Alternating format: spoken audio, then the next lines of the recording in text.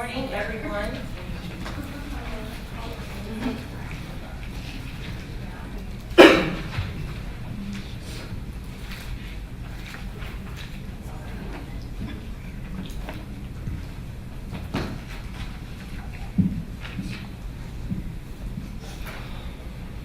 Okay, good morning, everyone. We have a couple of board members who are probably filing a little late, but we're going to go ahead and officially start our meeting.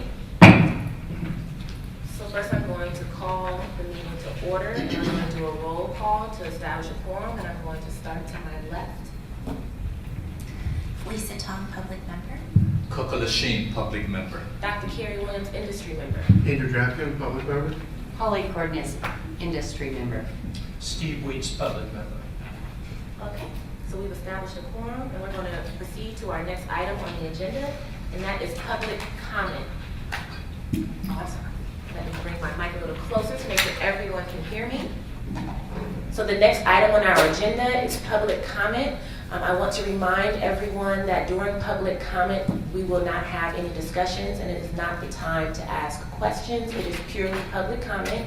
And for efficiency in this meeting, we're going to ask that you please limit your public comment to 2 minutes. So at this time, if anyone has any public comment, you can approach the podium.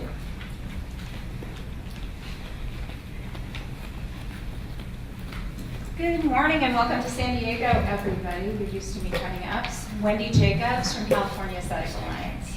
I have 3 issues for public comment, so I'll take that as 6 minutes, right? No, probably not. So we need an update on behalf of estheticians. Update needed on the alcoholic beverages, the AB 1322 alcoholic beverages licenses to beauty salons and barber shops only. Recently we got comment from a police officer in Clovis, California that said that this did not apply to estheticians. And so in the bill, I know that Mr. Jones had this passed in September 28, 2016 and was approved by the governor, is now chaptered. And back, let's see, this was 11/14, about a year ago, Mr. Jones even stated that that AB 1322 was largely exempt salons from alcoholic beverage control by the ABC oversight. He encouraged the board to reach out to the ABC and learn about their regulation plans. And he also stated if the ABC wasn't going to regulate this, then perhaps they will assist in developing regulations for the board to enforce. Right now, as far as law enforcement goes, it says that estheticians and nail techs cannot serve, and we understand the bill to say that it should be a situation where a licensee in good standing and establishment in good standing should be able to do the same things that the cosmetists and the barbers are able to do. So we're asking for a clarification or a industry bulletin to be issued for that agenda item. Secondly, in July, I think some of you may have recalled that I asked for a method of being able to educate the board on the new technologies that are being made available. The estheticians tend to be very device-driven in our trade. You know, you get new models of scissors that come out or new models of barbering techniques and things like that. Sometimes you don't have a conflict. It doesn't fall out of scope because a pair of scissors has been a pair of scissors for quite a long time. We have devices that are coming on the market very quickly, one of which is a CO2 or a cool lifting device. And when we all hear of CO2, we hear CO2 is something that is involving an ablative laser. But this device will actually be on the market with a CO2 cartridge that serves to be a propellant for hyaluronic acid, which is something that we use in skincare to do those red carpet facials. But if somebody like an inspector would come into the room, they would see that it has CO2, they would be flagged off to that's a bad thing, we can't do CO2. And so we need a method of being able to present and to educate you all on what is new in the market and what does fall within scope and is legal, so we don't get into a situation where your inspectors are wasting their time. And so that they know Sorry, these things around. we surpassed the 2-minute mark, so if you could please proceed to wrap up your comments. Okay, and so that is my second comment. My third comment is that we need a clarification on LED and light emitting diodes. When you all were going through the process of approving LEDs, the LED companies were approaching you. And as we know, it's not the light bulb that does the skincare, and it is not the light bulb that does the actual correction to the skin and the beautification of the skin. It's actually the visible spectrum that does it. So I have wording in here that in your April 13th, 2015 light emitting diodes that could be very easily updated, because there are other light technologies and light sources like fluorescent bulbs with filters that create the same effect as an LED device. But if an inspector were to come into the room and see one of these things and notice that it was not LED, they would automatically be issuing a fine that would be very expensive to the esthetician. So I have those clarifications that I can forward on to whomever needs to have them. And I think it's really important that we consider that it's not an LED that does the magic with the skin. It's actually the visible spectrum. So other things like fluorescent bulbs, and also fluorescent bulbs that have acrylics, polycarbonate filters, that actually blocks a lot more UV light than the LED sources do. So thank you very much. Okay, thank you so much for your comment. Is there any additional public comment? Yes, please approach the podium. Mirella Marinescu, International School of Beauty. I have two issues. If anybody can explain me the new bill 490 has a phrase at the end: by expanding the scope of an existing crime, this bill will result in a state mandated local program. I understand everything else. And also, I'm here in behalf of my students. Lately, the exam, it was not predictable at all. Before, we're for the last 15 years in business, we could predict 90% of very good students, they pass, 90% of mediocre students, these students, they fail. In the last couple of months, 3 stellar students, they failed. Some bad students, they pass. I don't know how. We're praying for a miracle, and it did happen. So I just want to know if you're planning to train the proctors a little more in the, I don't know, I know you had a few problems lately with not having enough help, and some dates they were postponed, but it never happened in 15 years. So our students, we lost a little bit of credibility, and they don't know if we teach them the right thing, but we didn't change anything. We even teach them more than before. So I just had to address this. Thank you. Okay, thank you so much for your comments. Is there any additional public comment? Yes. Rochelle Freeman on behalf of the American Electrology Association and the Electrologists of Southern California Board. I just want to welcome you all and say hello. Hope that some of you will come to our annual convention, which is Thursday, Friday, Saturday, and Sunday. I understand there's going to be a booth from the BBC, which we are very thrilled to have, and say hello. I'm sure you'll hear a lot of comments there that I won't waste your time right now. Thank you. Thank you. Are there any additional comments at this time? Yes, please approach the podium. So comments as in concerns? Just general public comment. Oh, okay. So my name is Misoon. I have some questions regarding apprenticeship programs for estheticians. That allow salons to teach estheticians, how to perform services that are not really taught in beauty schools, which are Brazilians. And that really is, if you would ask any owner of a salon that primarily focus on hair removal, that's their bread and butter. So when they come out and they want, ideally they would love to perform facials, but they need to build up experience for that, be comfortable. So they always start off, waxing clients. And if they come to a salon owner and they don't know how to do Brazilians, then the burden is on the salon owner to pay them an hourly wage to train them. I don't know the specifics on why, or the liability, whether or not it's not taught in beauty schools. However, the salons take up that liability to train them on whether the volunteers or clients. And they at least need an average of 30 Brazilian services to really be comfortable. It's a very sensitive area. I mean, whether they're using wax or sugar, it's very intimate, and it's just, there needs to be more training on that. And I think salons would do an excellent job at apprenticing these students, and it would be quicker for them to also enter the industry. My background, I'm a threader. I've opened up threading salons, and there's a lot of immigrant women who thread and make a really decent living in California, often unregulated service, and we thank you for that, to keep it that way. But they really want to expand their repertoire and what they can offer, and even to use a tweezer, they need to get a license. So I was wondering if that would be a possibility, that we can apprentice them.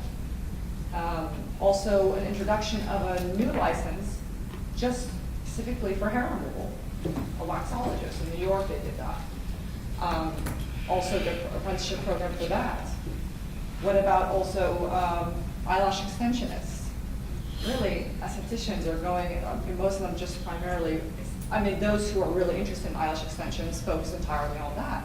They're not doing the other services they were trained for.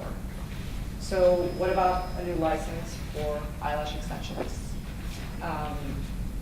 And as well for them to apprentice in salons. We see an influx of chains of eyelash extension studios that are hiring estheticians to primarily just do that.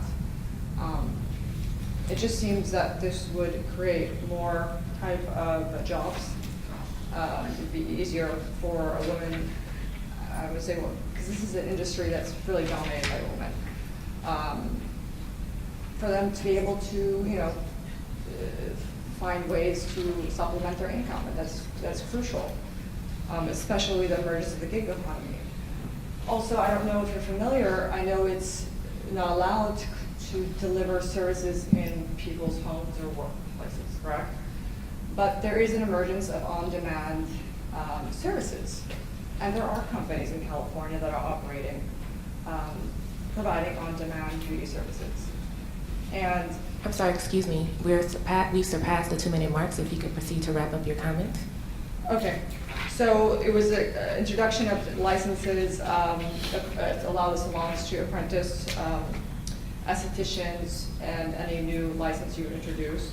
I mean, I imagine there would be a lot more people signing up for a hair removal license versus what we have for electrology, with all due respect to that profession, but it's just not meeting up with the time.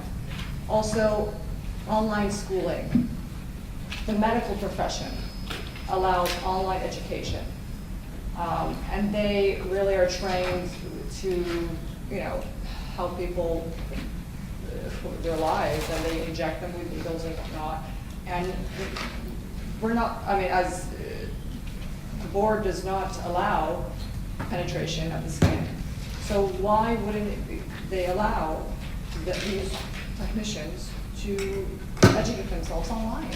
There's a lot of, there's 360 video, there's augmented reality, there's stimulation service that's going to be offered. I mean, nurses are currently, I mean, they have these programs. I don't know why we can't allow other people to present an online education. I mean, it would be cheaper and much faster for them. What else was there? Yeah, that's primarily it. And if the board would be open to considering the technical hours required to be done online. Well, even if you don't consider them to be allowed to take the full license online education and go to a facility to train or do simulations, whatever that, allow them to at least to do their technical hours online. So this way, they can maintain a full-time job, be able to, take care of their dependents. The flexibility is crucial, and the time and the money it takes to enter this profession is a serious social cost that I think the board needs to look closer into. And women, we need to be more involved in what's happening in the gig economy. How can we get more women involved in this? Because we really do need to supplement our income. So, online education, new licenses, just methods and ways that we can update and, create an opportunity for women to earn a decent living. So I don't know if, this is on the agenda or will be on the agenda for next, but this is very important. Thank you so much for your comment. Is there any additional public comment? Hello, board. Sorry, I'm trying to pick more words. Long drive. I'm John Myrna from Barbering College. Good to see you all again. Thank you, Paul, for the information. 2 quick comments. I'm not going to be very, very long. One comment is I saw that you all passed out a questionnaire to the cosmetologists, and I really like that questionnaire. We were talking amongst our staff, and if there are another questionnaires in the future reference that us at Barber College would like to receive that, we want to make sure that we also hear about from our field or anything that you have questions on, just working together, correct? That's what this is all about. And so that's it there. I just want to see those questionnaires out to us as well. And the last thing is, very quick question. Lots of, as a barber, you can do facials in your school, whatnot. When these masks first came out, I really made sure that we did not use them, but more and more barbers are using them. So, just putting it out there. These black masks, and I'm reading the bottom, removes, implement blackheads, and cleanse pores. I don't believe it's abrasive, but again, want to make sure that it's in our scope of practice because barbers are charging for it out there, and I want to make sure that that line is not being crossed because we make sure we educate our students on such. I do not believe so, but it's been a constant question, so I'm really making sure that this Facino signature line black mask is in our scope of practice, and if not, I just want to have the information. Thank you, that's it. Thank you. Is there any additional public comment at this time? Okay, seeing none, we're going to move to the next item on our agenda, which are my opening remarks. I'm excited to be present here at our final board meeting of the year, and I would like to take this time to introduce our newest board member, Mr. Steve Weeks. So I'm going to turn the mic over to him and allow him the time to share a little bit more information about himself. Thank you very much. Let me just say I'm very excited to serve on this very important board.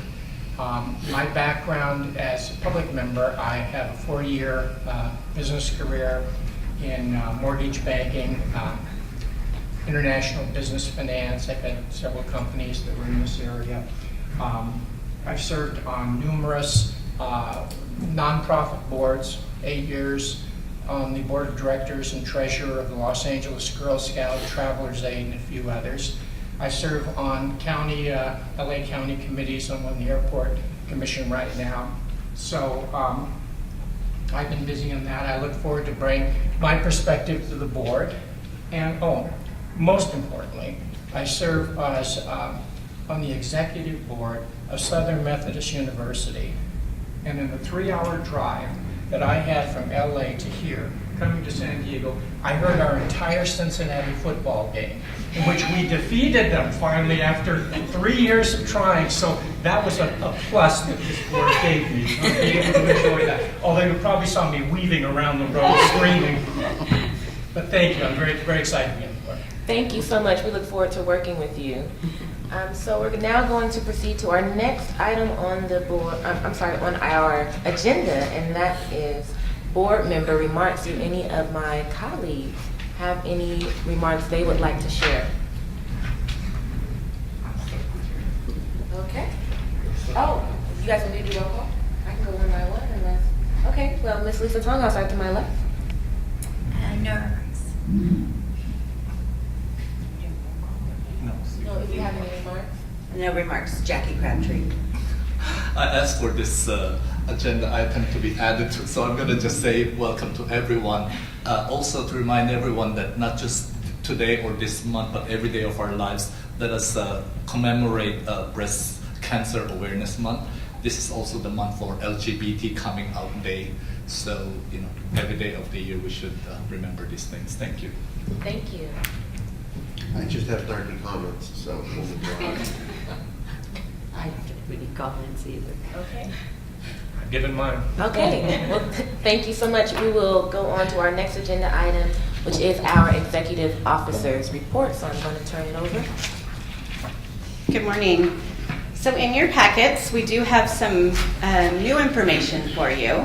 So if we could just go through them one at a time. We start with our licensing statistics. The first page that you'll see is our applications received.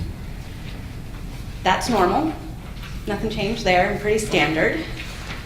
So if you go to the next page, these are also our regular information. It's going to get good here in a second. So our licenses issued, license population that we currently have, and then our licenses issued for the last 5 years. The next page is our examination results, and this is where we have some new information for you to view. So the first part, the orange section up at the top, is where we talk just about our practical examinations. And so what we've done is given you on the left is our current, what we would normally report. So our current quarter, July 1 through September 30th, with our pass-fail rates for our license types by our, so our total pass-fail rate. To the right, we've given you a comparison for the last 5 years. And then we continue on with our written examinations. So it's separated by license type. Okay, thanks. So first is our barber, and we have our written exams with our current quarter. And then to the right, we have our written exams for our barber for the last 5 fiscal years. And then we have that for each of our license types. Ask a question. What does the interpreter line stand for? So the interpreter is when somebody comes into our examination site with an interpreter. So it's not Vietnamese, Spanish, or Korean. It's a variety of anything else, because anybody else can bring an interpreter. Is it just an aberration on the practical exam for the 3-month period that it's significantly lower than the historical practical examination as far as pass rates are concerned? Is that just? It's probably, yeah, it's hard to explain. We do definitely, we have a significant issue right now with our volume.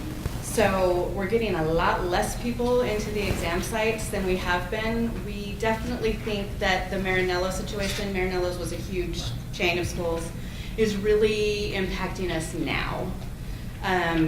We're seeing it across the board with applications coming in, and we have a hard time filling our Fairfield examination site right now, which is, I've been here for 12 years and that's never happened. And then honestly, we've even had, in our Glendale location, we've had some that have days that we don't fill it. So there's definitely that to contend with, that we're definitely having a volume issue.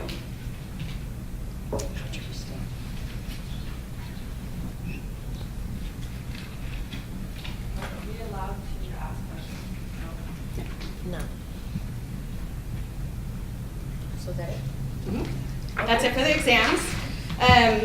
The next page, we've added in apprentice examination results. So same concept. We've given you the quarter, and then we've given you the comparison. So this is the first time you're seeing a breakdown of how people that are licensed as an apprentice are doing on taking the test.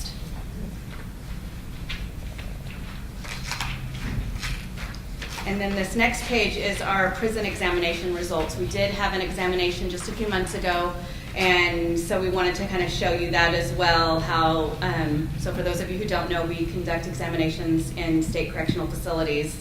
We plan it so that they are close to being paroled. The schools are within the facility. They meet all the same requirements that any school outside of the facility meets. And we actually go into the facility and examine them. And you can see they usually do quite well. That's what I was wondering, is there a way to look back next time? It's just like, you don't have to be consistent, but like a historical breakdown over the last 5 years of how they've done it? Because I noticed here, it's like for the written, we only had, there's no Vietnamese and it was only English. Right. I'm curious if there was any Spanish, and if so, if their pass-fail rate is significantly different than the general population, because we have that issue. We can add that in. I don't think we've given a Spanish exam. Okay. But we'll double check and make sure we add it in for the Okay. next. I have a question, Christy. Uh-huh. Under the prison exams, it lists cosmetologists and manicurists. I'm surprised that there's no breakdown for the barber category. I assume there would be more. There's currently no barber program going on in the. Program. Yeah, these are the Okay. only two programs. We have heard a lot of talk about. Many years ago, the barber program was very successful in the correctional facilities, and then it went away completely. And then they brought back cosmetology just a few years ago. Who does that? Who? The Department of Corrections Oh. actually does it because it's within their budget and their facility. But there's two prisons that I'm aware of right now that are talking about adding a barber program. And the programs in the facilities have been always, even historically, been quite successful. So hopefully they do something like that. So was there a reason why they were taken out? Is it It was financially before problem? my time Okay. that they were taken out, so I'm not sure. I mean, it is a costly program for Right. the Department of Corrections, but it's been really successful for them as well. And we really worked a lot with them in the beginning to set it up so that we can try to examine them in the facility right before they're paroled, so that they can get a job right away when they are released. So. I have a question about the apprentice exam results. It seems like the pass rates are a bit lower than our regular exams, and do we have an understanding of as to why that might be? No. I mean, it's hard to pinpoint it. It's because it's such a different type of program than it being in school. So they get so much on-the-job training that they are probably not getting the training that you get in 100%. schools on the actual test preparation and items like that. Okay. Then it gets to our standard, our DRC, which our DRC is looking quite well. Historically, it's been one of our most backlogged areas, but it is definitely significantly caught up right now. Again, it kind of goes with our flow in our office right now. We have five vacant inspector positions right now. Our inspector positions are extremely hard to fill. We're working with the department on different ideas, on things we can do. We've talked about this for a very long time. Our inspectors are not paid very well. We have our territory in San Francisco, for example, has been vacant for many, many years because we don't pay them enough to let them live in their city. So we've been working on it for years and years and years. I can't say that we're any closer than we've ever been, but with 5 inspectors, vacancies, and that brings down the number of inspections that are coming into our office, which is going to bring down citations, which bring down our appeals. So everything's kind of in a weird shift that we really haven't been in before. We're usually always so busy that the workload is kind of very stable right now. So, How do we try to recruit inspectors? I mean, is it a very stringent requirement? there is a requirement of you have to have an AA, correct me if I'm wrong, and within that you have to have 12 units of criminal justice classes. So with that, we promoted online, we promoted at shows. We've been looking to work with some of the colleges. It's just very, and then those people who might qualify have to then take a state exam, go through the process to get on a list to be picked up in the first place. So it's a cumbersome process to begin with, and then when we do the test, which we do continual testing for it, we get very few applicants, and at the end of the day, very few applicants meet those minimum requirements. Do we know if other boards are having the same problems? There are only 2 or 3 other boards that use that state civil service classification, and they use them very differently than how we use the classification. So, for instance, the medical board uses the classification, but they use them only for their probation monitoring. So it's very different process than what we do. The Bureau of Home Furnishing uses the classifications, but it's on a much tiny scale compared to what we have. And it's, it's just very different process than what we have. So, but we are in talks with those other boards as well to try to make, we are all on the same page because we've all been having this discussion for years, but we are reigniting those discussions right now to see what we can do, because we're trying to get a pay increase at least for the inspectors, and then maybe people would come work for us. Christy, is there a way to maybe change the requirements so that it would open it up a little bit more for applicants? That's what we're trying to do. And it's evidently, it's quite the feat to do that. Who made the requirements? It's the Department of Personnel Administration, is now called CalHR. So yeah, it's not even the Department of Consumer Affairs. It's bigger than that, and then you have to coordinate it with the union as well. Okay. Can you explain the history of why criminology credits are required for this particular position? We are actually asking that very question right now. Okay. Because what we found out was that we used to be able to, in state service, you can often lateral to a different classification if your pay scale is within 5%. And so a lot of our current inspectors today wouldn't meet those requirements that we have put out there because they were able to lateral. And they took that lateral option away from this classification. We don't know why. So that's actually one of the things we're trying to figure out right now, because that could open up our candidate pool as well. I don't personally agree with those minimum qualifications, so that's definitely something we're looking at as well to try to see what we can do on that end. Great. Okay. Thanks for your hard work. The next chart is our enforcement statistics, which are our standard enforcement. And then we go on to our budget. So we have our current, projected expenditures as well as our current fund condition. And then lastly, we have our outreach events. We participated in August at the Face and Body Conference in San Jose, and we also did the September 17th Nail Pro show in Sacramento. And then we have scheduled we have 2 of our workers' rights town halls happening. And then we are also attending the American Electrology Association coming up this weekend. And we also have been approved to attend the ISSE show in Long Beach in January. And that will probably be close to it for the fiscal year.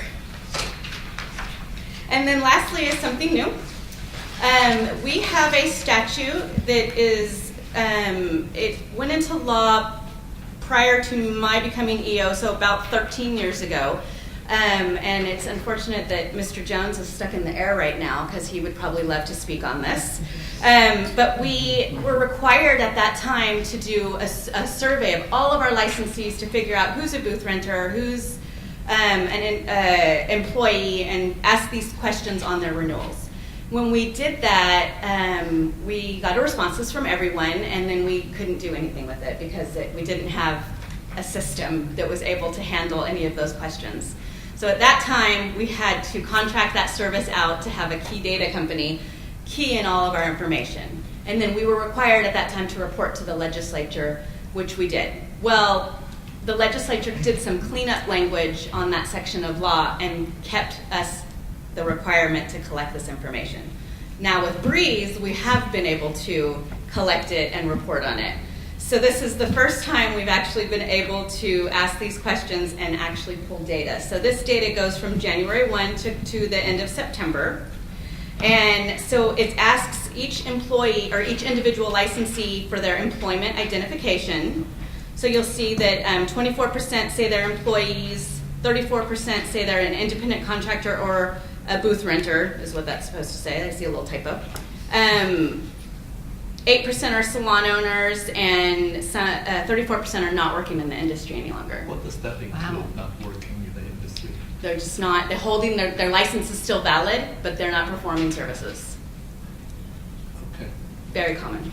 But where would the people that, like people who work in the movie industry, where would they fall? They don't have licenses? No, Okay. they wouldn't have got our questionnaire. Oh, okay. Right. So the next is we asked individuals their actual practice status. So it shows that 44% are full-time in California, 45% are part-time, and then 3% for full-time outside of California, 3% for part-time outside, and then 5% are not working in the industry. And then the last question was for establishment. This is asked on when you renew your establishment license, and that's how many people, if you have a booth renter operating in your establishment or have an independent contractor operating in the establishment. So those are the questions. I did have a question about the establishments. How are you distinguishing between a booth renter and an independent contractor? So that's an interesting topic, and I think it's a problem. It's the way the law is worded right now these are the questions we have to ask. So I definitely think we should probably do some cleanup, because I think, for one, people probably don't know how to answer. And a lot of people, as we've talked about in here before, sometimes they think they're an independent contractor and they're not. Sometimes they think they're a booth renter. Usually the booth renters know they're renting a booth, but so there's definitely needs to be some clarification on that as well. Yes. Just out of curiosity, is there the ability to answer yes to both of these questions, so there could be, so at least if you're like one or the other, you can't, at least we're gonna get a true count I'm not of positive. how many, but if someone can say yes and yes, then that's another. Well, and I think they probably could, because I think that could be a thing. So there could be overlap Right. there, because people didn't know I'm in Canada, Right. or something like that. It's not a. And would the distinction be, because clearly a booth renter is someone who is paying rent for a space within an establishment. And so the confusion comes really between the independent contractor and employee, because would an independent contractor be someone who maybe is earning a commission, but they have freedom? I guess I'm still. Oh, yeah, we're going to talk about that. Okay, so yeah. Because my thoughts are, knowing that salon suites are popular, then it makes me wonder, well, are those individuals who have a suite considering themselves an independent contractor because they're still in a larger establishment, although they would technically be a salon owner? Right. Okay. Yeah, I'm also curious as to whether or not we're able to collect information about people who are just W-2 employees. I'm sorry, what? Whether or not these establishments would just have W-2 employees only. Because I don't know that we have any numbers for that. No. So there's a big discrepancy here, and when I'm looking at this, because if 24% of the people are employees, but then down here we've got majority of the establishments are booth rental and independent contractor, you're not an employee, sugar. So I don't understand how that. So, and keep in mind, this is, how they're answering too. Yeah. So The clarification is much needed. Yeah. And that's the worrisome in our industry, is that a lot of people are working thinking they're employees, Right. but they're actually paying their own taxes, right, and not under Exactly. the labor laws and whatnot. So, which is huge. right. Okay. Can I And ask a quick just- question on the projected expenditure sheet? On the operating expenses, on examinations, and the allotment was $1,394,000, with projected expenditures being over $1 million difference. What would account for that huge variance? So it's our expenditures are very standard with our examinations. The variance is because we are working with the Department of Consumer Affairs Budget Office to realign our budget. So really, it's just a matter, because it's such a process to do with the budget. Hopefully in our next fiscal year, we'll see that improve, because our bottom line is always good. It's just that our allotments aren't in the correct places. But it unfortunately takes so much to get that allotment adjusted. I have another question about the renewal questionnaire. Would it be worthwhile to consider the possibility of canceling licenses? Would that benefit the staff in terms of workload in any way? Would it, help us clarify? Canceling? So the reason why there's very few canceled licenses is because people that are licensed don't want to give up that license, because you can always use it again, and you can use it in another state, and you can get really great product purchases with that license. So most people do not want to cancel their license. So it's rare. Okay, just wondering.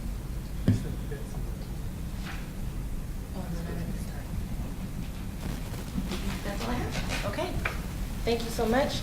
So at this time, we're going to move on to the next agenda item, which is the approval of our board meeting minutes. So if everyone has already taken opportunity to review the minutes, if not, do so now. And once you do, if there is a motion, and then we will go to public comment. Motion to approve. Okay, so Second. Okay, so we currently have a motion to approve the board minutes from our last meeting. At this time, we'll go to public comment, and for those who came into the meeting late, we're asking that you limit your public comment to 2 minutes. Oh, if you have public comment, please approach the podium.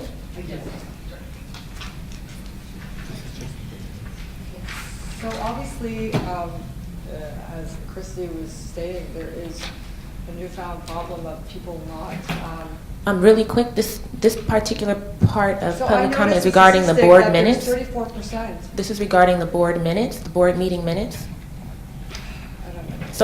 So just to help you understand the way the meeting is being ran, at this time, we're asking for public comment regarding the motion that's on the floor. And so there's a motion to approve the board meeting minutes.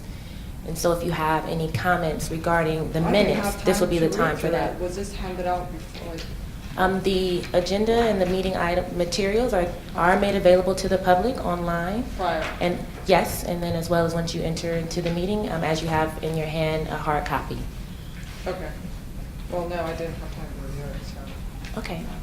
But is there time after? Or At the end of the meeting, we do open up for public comment again. Okay, I think you great. may have come in late, so when we okay. do take general public comment that aren't related to the items on the agenda specifically, Okay. we don't discuss, and you're not allowed to ask staff questions, but you can give your general comment. Okay. great. Okay? So is there any additional public comment regarding the minutes from the last meeting? Okay, seeing none, we do have a motion to approve the minutes, and I'm going to start with a vote to my right with Mr. Weeks. Steve Weeks abstain. Holly Cardenas, yes. Andrew Drapkin, yes. Dr. Carey Williams, yes. Coco Lachine, yes. Jackie Crabtree, yes. Lisa Tong, yes. Okay, the motion passes. So we're going to move on to the next item on the agenda, which is we're going to review our standing committees and the vacancies because we have a new board member, and we need to add Mr. Weeks to some of our committees. And so just a reminder that 5 members is a quorum of the board, so it has to be less than 5. Okay, so the committees that we currently have, Mr. Weeks, if you've had a chance to review, that have less than 4 members are the Health and Safety Advisory Committee. Well, that one actually, is it 2 now that I'm the alternate replacing? Mhm. So we need an alternate. Okay, so we need an alternate for the Health and Safety Advisory Committee. And then unless someone wants to come off of a committee, I guess, huh? Our DRC committee, they meet monthly, often down in Southern California. And you'll see that has a lot of people. We only have 3 members attend that. And we ask that anybody can be on that from our board because it's so often, so. Sure. Definitely DRC. And enforcements and legislative, are they areas you need another member on?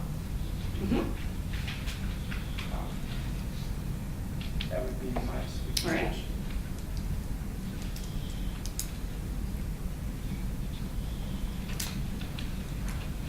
Okay, all right, great. So we're going to move on to the next item on the agenda, which are our proposed meeting dates and locations for 2018. So I'm going to ask for any input from my fellow board members about the proposed dates, and if there are any changes or suggestions you would like to give, this is the time to do so. I will start. I have, so as Steve doesn't know because he's new, I work in politics. And so 2018 is an election year. And so October 21st and 22nd, it's going to be very difficult probably for me to attend the meeting. So the best options either would be to move it past the election. However, when we did that 2 years ago for me, I still wasn't able to attend. Or maybe move the location in October to Sacramento where I reside, and that might be easier for me at least, because I think the 21st is at least a Sunday, so I could possibly be able to make that and maybe not be able to make the Monday. But we can also leave it the way it is and just understand I may or may not be able to attend that date. But I just wanted to throw that all out there. Okay, are there any additional conflicts with any other members on the board? Okay, so we just have to take into consideration. Yep. Mr. Drapkins. And I will always do my best. But sometimes I still need to earn a paycheck. If we were to change that date earlier, is that still I'm difficult? probably, Did you say after? After Is would better? be, Okay. After would be better. If you are going to maintain it, the reason I couldn't make it last time because it was a Monday, Tuesday meeting, and we decided to have a team debrief after the election that following Monday. So the fact that it's a Sunday, even if we do a Sunday, Monday after, at least I'd be able to attend that Sunday. Okay. Kind of a thing. Can we just flip Sacramento and San Diego at the end of that? That work for you? Yeah. I've expressed my concerns. Okay. Whatever everybody Sounds decides is best. Is it I'm safe to fine assume with that the other board members are pretty flexible as we're trying to figure out how to accommodate Mr. Drapkins? Yes? Yes. Okay. Well, just, daily. So, Chrissy, is this something we have to confirm? No, it didn't Sacramento. We need to confirm now, or is it something that we can try to work out the details? No, we can work it out later. Okay, well, Yeah, perfect. we got it. Check. Yes. Perfect. Yeah, Christy, if we can, I'm sure you will look into this because sometimes San Diego, because it's a convention city, is really busy. In July. Especially Comic-Con, I'm not sure. That's right, we had that issue last year. Yeah. The Comic-Con issue. I'm not Okay. sure it's We'll around get to that it. time. We'll take a look at it. Okay, so we're going to take that into consideration and That's update all I everyone ask. on the And board. if you I'm sure can't we'll get some accommodate, type I'm of fine. email And, communication. I completely understand. Just All right, well, thank you, Andrew. We're going to do our best. So we're going to proceed to the next item on the agenda, which is, I think I flipped my page too quickly. Oh, no, right on task. Our board member appointments to the Cosmetology Curriculum Review Advisory Committee. So this particular agenda item, we're going to need 2 board member volunteers, and we're also going to need a motion to proceed with staff recommendation. So has everyone had an opportunity to review item number 9? And Christy, do you want to provide us with any additional information? We would like to make one change to Okay. the recommendation. under number 3 on this, Sure. So, at the time that this memo was written, we were checking out to see if we could actually pay the participants and legal advices that we could. However, in talking to some of the possible participants, we believe that we can do this task force without impacting our budget, without paying them the $100 a day. So item 3 asks for you to approve the pay, and that's totally up to you, but if you do not want to impact our budget, please, be advised that we possibly can accomplish this without paying for travel and the $100 per diem per day. we have accomplished the occupational analysis that you're going to be looking at a little later and then in the meeting in this manner without having to require per diem and impact our budget. I believe I'm already on this. So this is a new one. I thought I was, well, according to my calendar. Maybe I just put that in there after, that I already volunteered for this. Okay. She's volunteering.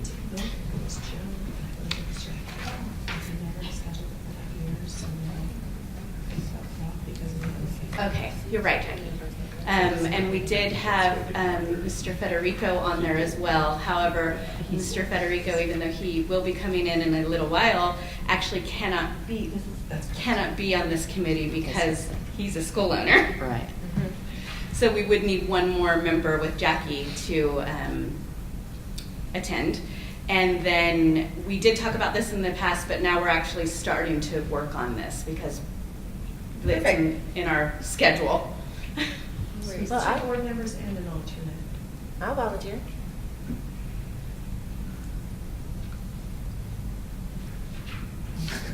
Any alternate? Please. Well, Andrew, you live in Sacramento. I will be an alternate. Okay, thank you. Today is February 5th and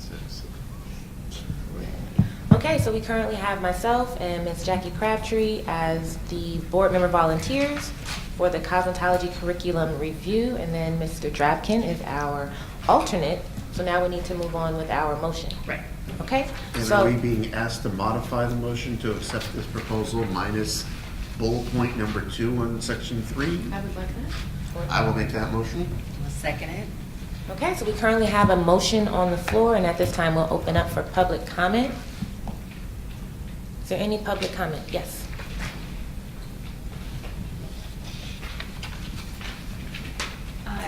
Wendy Jacobs, California Estheticians. So then how are you going to represent for estheticians in this committee? Between you and Carrie and Andrew? Well, Ms. Crabtree is a licensed cosmetologist, so although I don't think do we have any licensed estheticians on the board? Okay. So I think having a licensed cosmetologist and myself as a licensed barber on the committee. And I employ estheticians in all my establishments as well. So being industry members. So being in the industry, I understand. Okay. I feel. Okay. And I just again- hope that we can be represented when, these viewpoints are brought through to the school, especially since we have the challenge of a lot of the cosmetologists. I think that we drilled down to 11% of in the stuff that we're going to talk later about. A lot of the cosmetologists only practice aesthetic services about 11% of the time. And we still feel, and we get responses back within our group that they have far less knowledge about skincare and what's going on than people that are actually trained as straight estheticians. So that's something really to consider, and I hope that the board takes that into serious consideration. So thank you. Yes, and I also would just like to remind that we are a consumer protection board, so we are industry members, but our mandate is to protect the public. So it's not necessarily to represent any particular license category, but to make sure that what we do discuss, even with the curriculum review, is to make sure that we are protecting the public. Great. Any additional public comment? Okay, seeing none at this time, we have a motion on the floor, and so I'm going to move to for a vote. And I will start on my right again with Mr. Weeks. Steve Weeks, yes. Holly Cardenas, yes. Andrew Drabkin, yes. Dr. Carrie Williams, yes. Coco Lachine, yes. Jackie Crabtree, yes. Lisa Tong, yes. Okay, the motion passes, and we will proceed to our next agenda item, which is a review and adoption of the board's proposed strategic plan, and we also need a motion to approve the strategic plan. So I hope everyone had a chance to review. If not, please look through now if you have any questions, any adjustments. I have a quick question. I'm a big proponent of strategic plan. I think it's great. And when I went through this plan, I thought it was excellent. I thought it was really very well done. Focus the energy and the resources of the department. My question is implementation. The next step would be to implement the plan. Do you have a working group of managers or something that will take it from here? Yes, and we work with the Department of Consumer Affairs has assistance that they give us. So we'll develop an action plan and then we'll regularly update the board as well. Terrific. Okay, great. So do we have a motion or any additional questions, I should say? I just want to make a comment. I just want to thank staff so much for diversity in media representation. Truly, this reflects what we talked about, and you were responsive, and thank you. Thank you. Any additional comments or See, I didn't questions? forget Tammy. I just wrote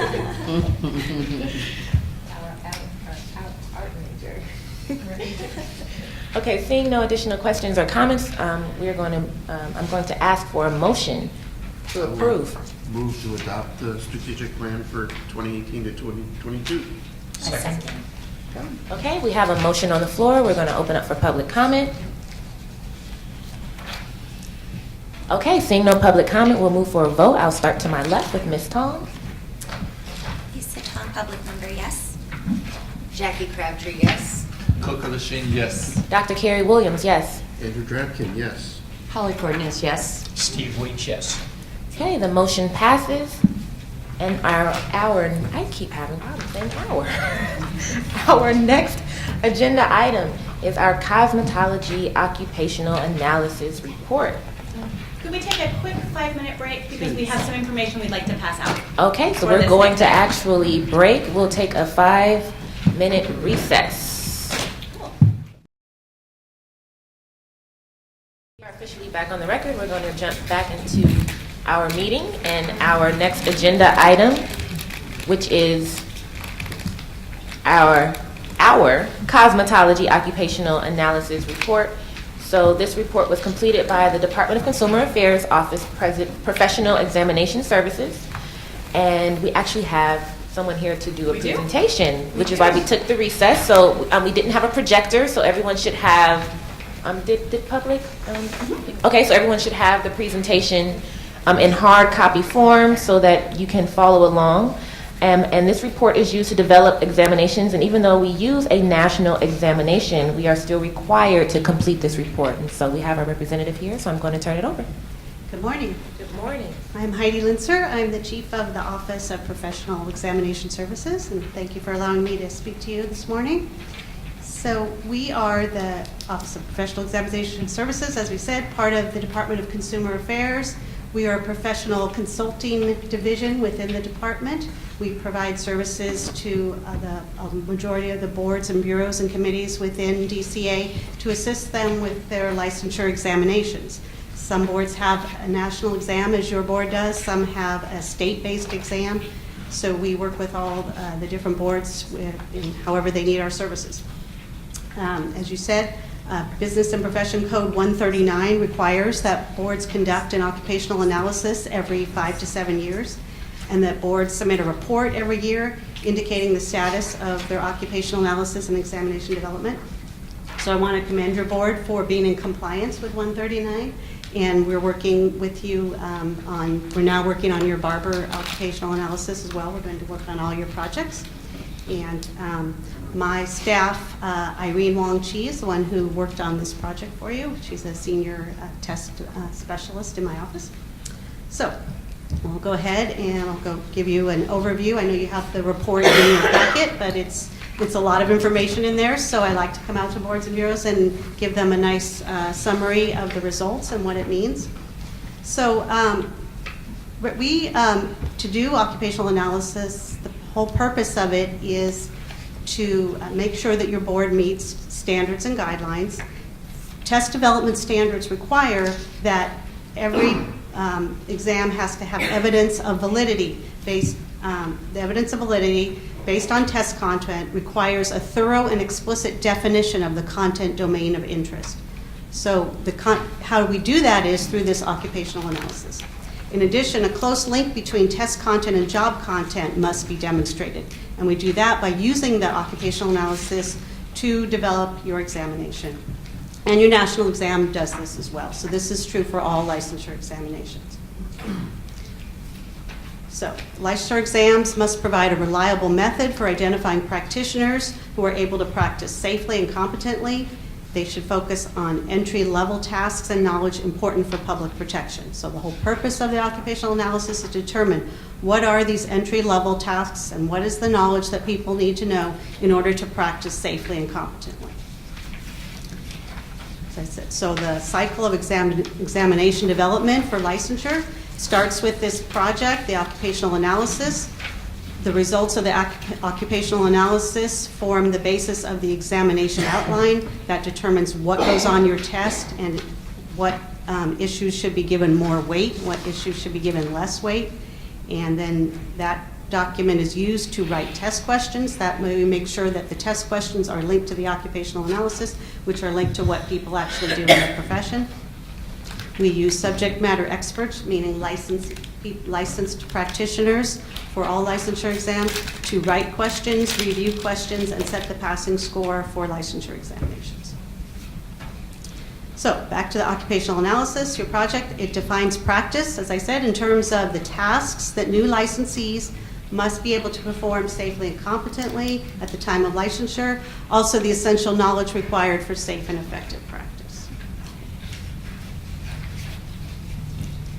It provides a description of current practice. It can be used for many things besides test development. Provides the basis, as I said, for job-related fair and legally defensible examinations. Also establishes examination validity by linking the content to the critical job competencies, and provides the basis for legislation and policies. Provides qualitative and quantitative data to support licensure of the profession, and it can also be used to help ensure there are not artificial barriers to licensure. Make sure that everything that we ask our practitioners to do on the exam is based on what they do in practice, and it can also be used to determine those competencies and make sure your curriculum for your training matches the competencies. It also improves transparency by providing specific exam information that candidates need to know in order to be licensed.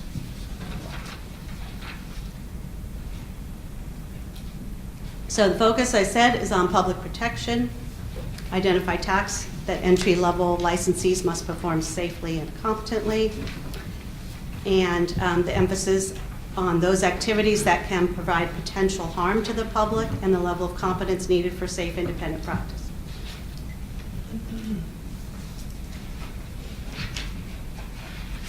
So the process. The process starts with telephone interviews and research. We have practitioner focus groups. We develop a survey. We analyze the data, and we have an additional focus group. I'm going to go through all those in general.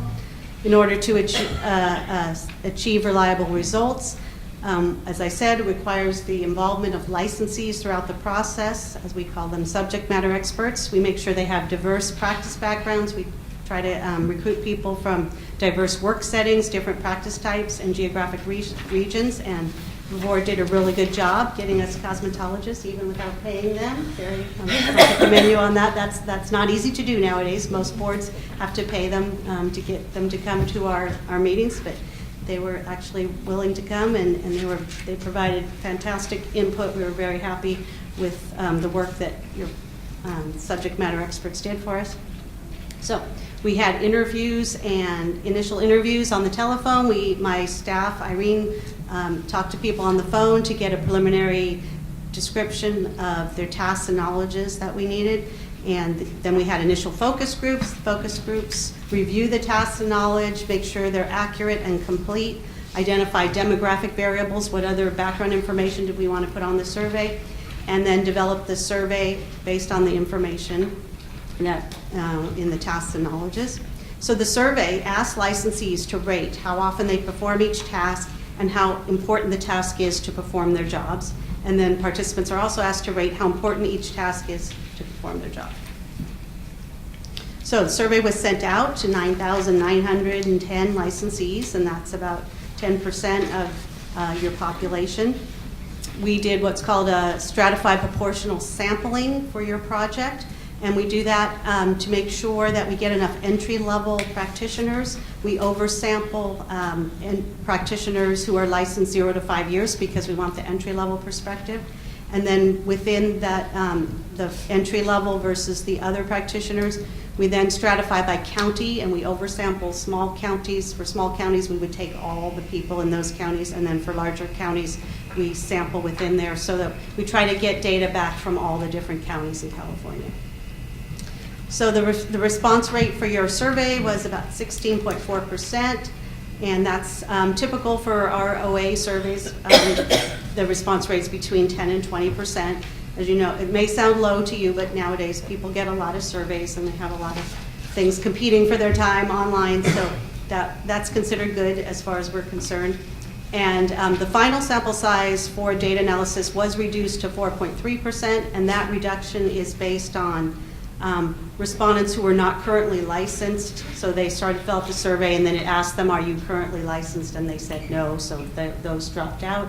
And, or it says current license and practicing, so it could be, as Christy said, people keep their license, but then they stop practicing. So we asked them at the beginning, if you're not actively practicing, please don't fill out the survey. So it went down from that, and we have incomplete, if we get a lot of blanks in our questionnaire, we don't use that data. So incomplete and unresponsive questionnaires were also removed.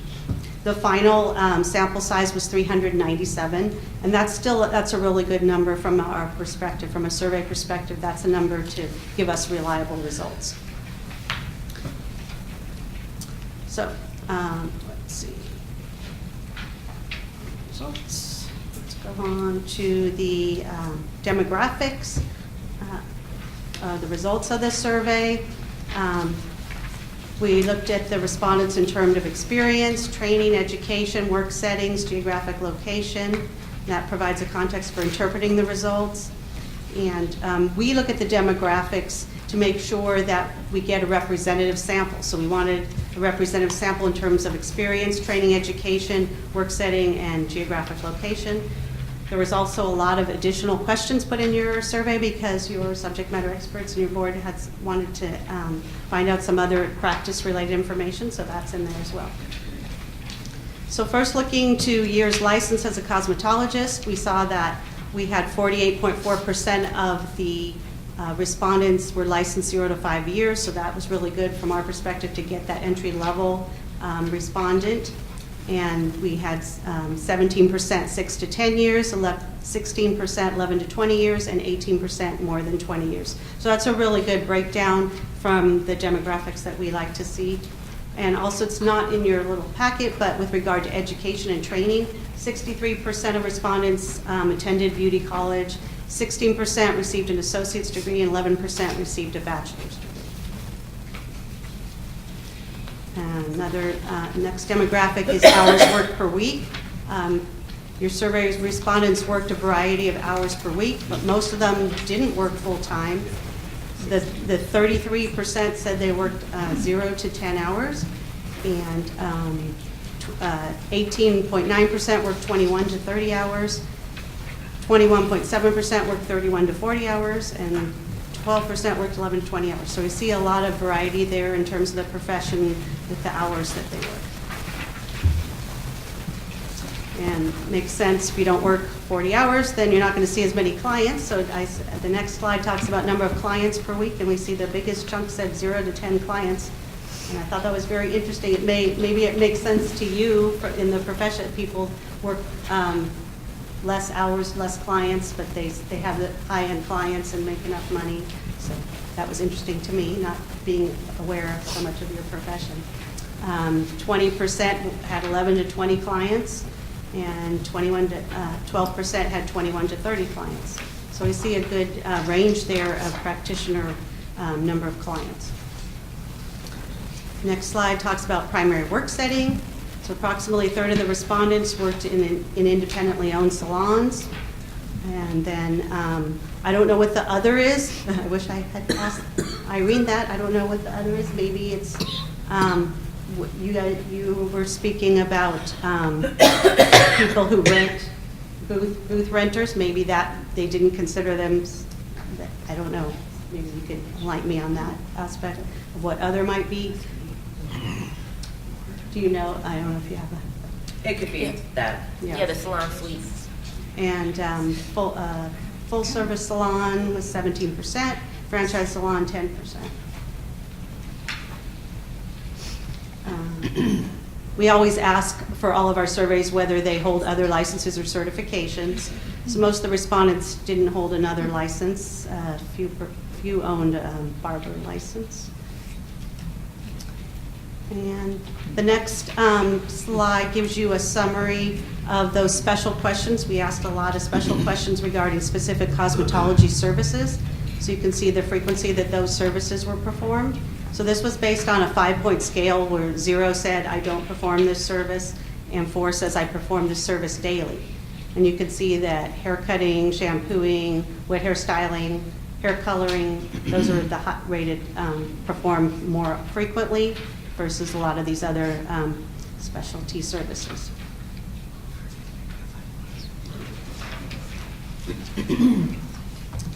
And the next slide talks about geographic region. We like to see that we got respondents from all across the state, and this our data show that we did. We always get more from LA and the Bay Area, but we like to see the other counties represented. So talk about the actual survey results of the tasks and knowledge. So the tasks were rated on a frequency scale, meaning how often do you perform this task in your current job. And the tasks were also rated on an importance scale. How important is performance of this task in your current job? And then the knowledges were rated on just the importance scale.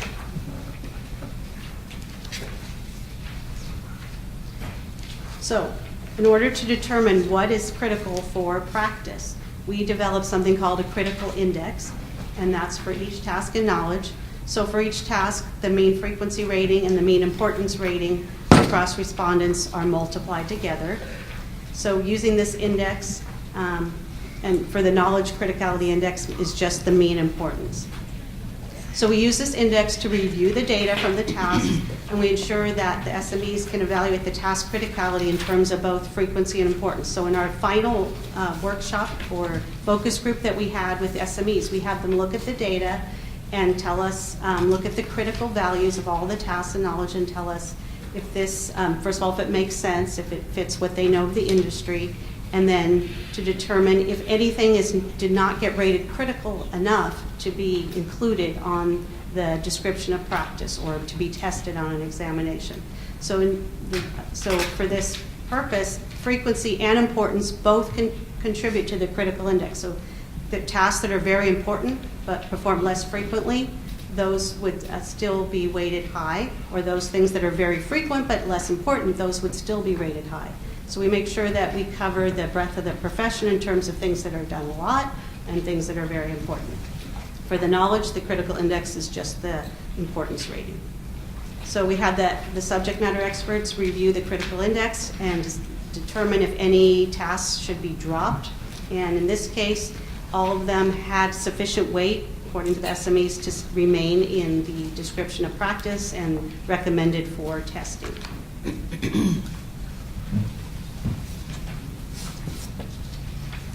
So the overall description of practice, which is just a breakdown by content area weights. It's on the next slide. So the first content area was consultation, and that was determined to be 23%. And we determined the weights by dividing the sum of the task criticality index for each content area divided by the overall sum. So it's basically the overall critical index of this one content area divided by the whole. So that came to 23%. And then we asked the SMEs to review the overall breakdown and see if it makes sense to them. And sometimes they tweak it a little bit and determine let's tweak it a tiny bit to reflect what we know about practice. But usually we stick pretty closely to the data if we got a good sample. So the second content area was preparation, and that was 13%. Hair services was 22%. Safety and sanitation, 36%. Aesthetics was 4%, and manicuring was 2%. And I do see some differences as I was preparing. I looked at the previous occupational analysis that we did 5 or 7 years ago. The weights, just so you know that they changed a little bit. So consultation on your previous survey was 16%, now it's 23%. Preparation was 8%, now it's 13%. Hair services was 18%, now it's 22%. Safety and sanitation went from 20% in your previous survey to 36%. Aesthetics went from 4% to 14%, and manicuring went from 24% to 2%. So those are some big changes, and this is why you need to, boards need to do occupational analysis every 5 to 7 years to reflect changes in the profession. So in the next couple slides, I have content descriptions of those areas of what they cover. So consultation covers candidates' ability to analyze clients' history and hair and scalp condition to determine products and services to be provided.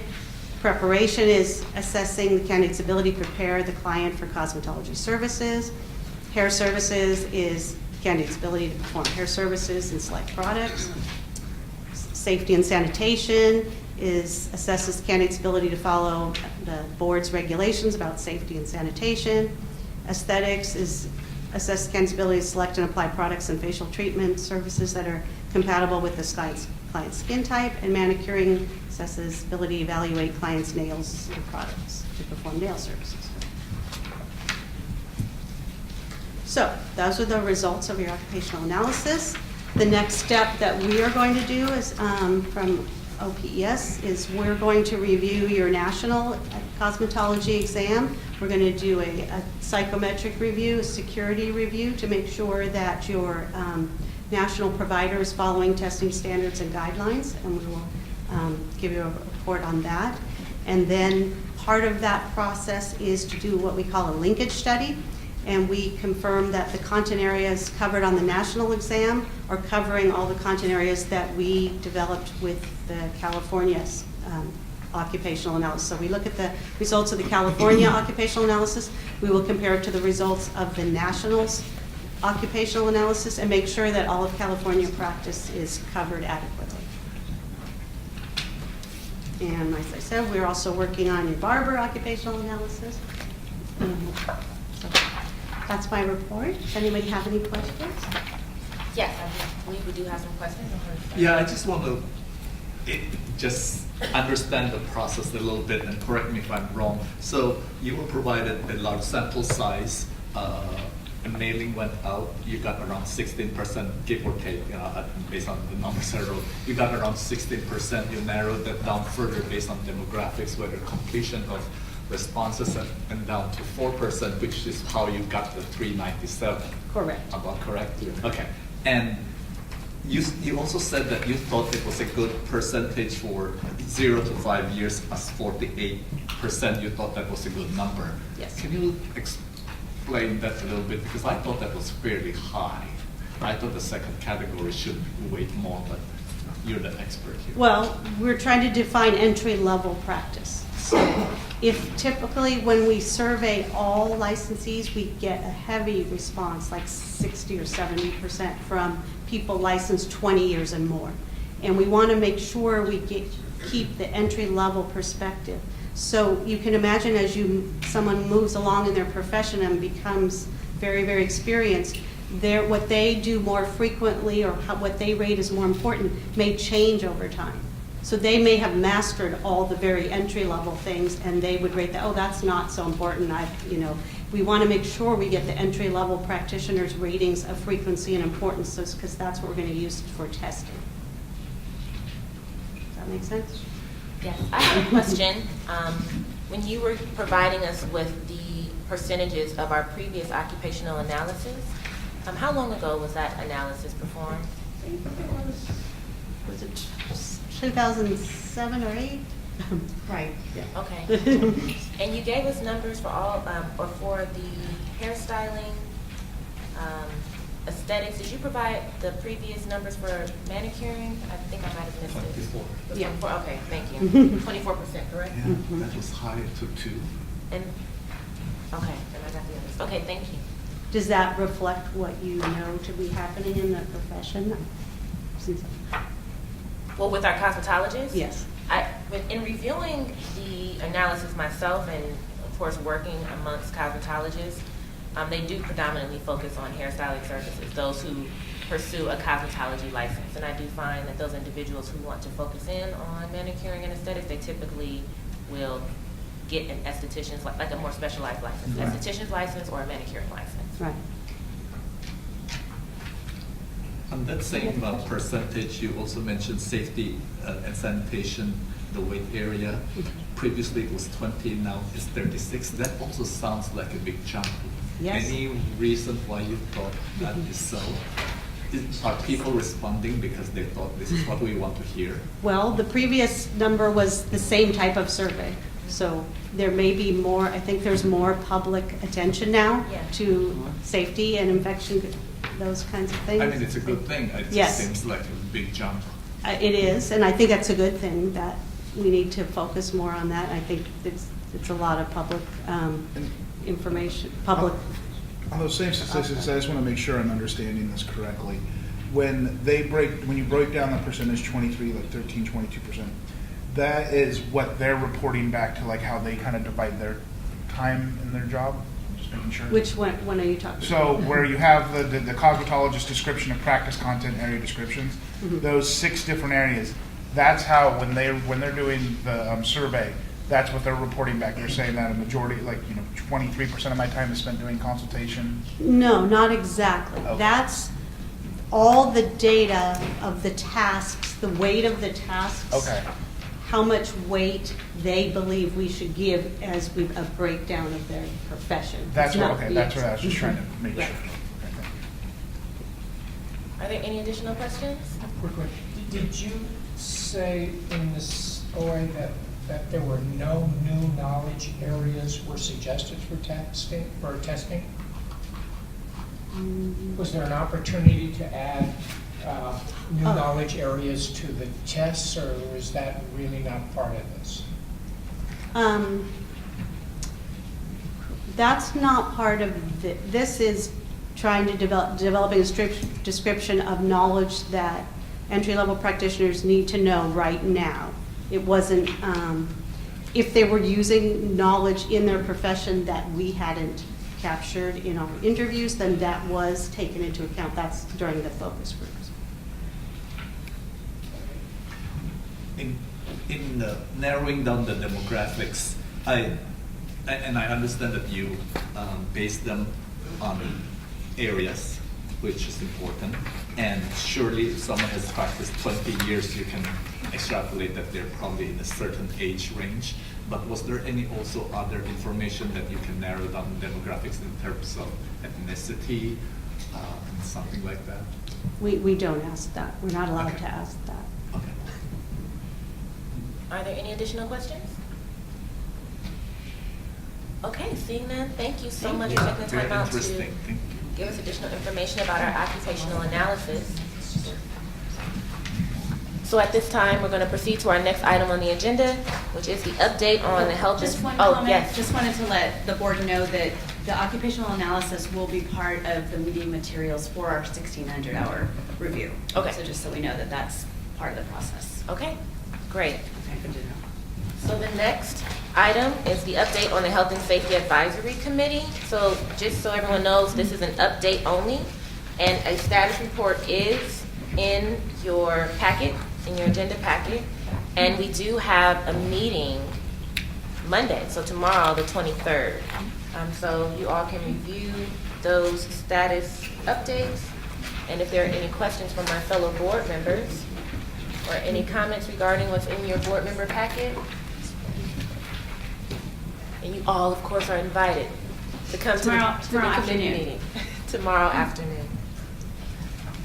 Okay, so seeing no comments or no questions, we're going to move on to our Next agenda item, which is the update on the nail care scope of practice task force.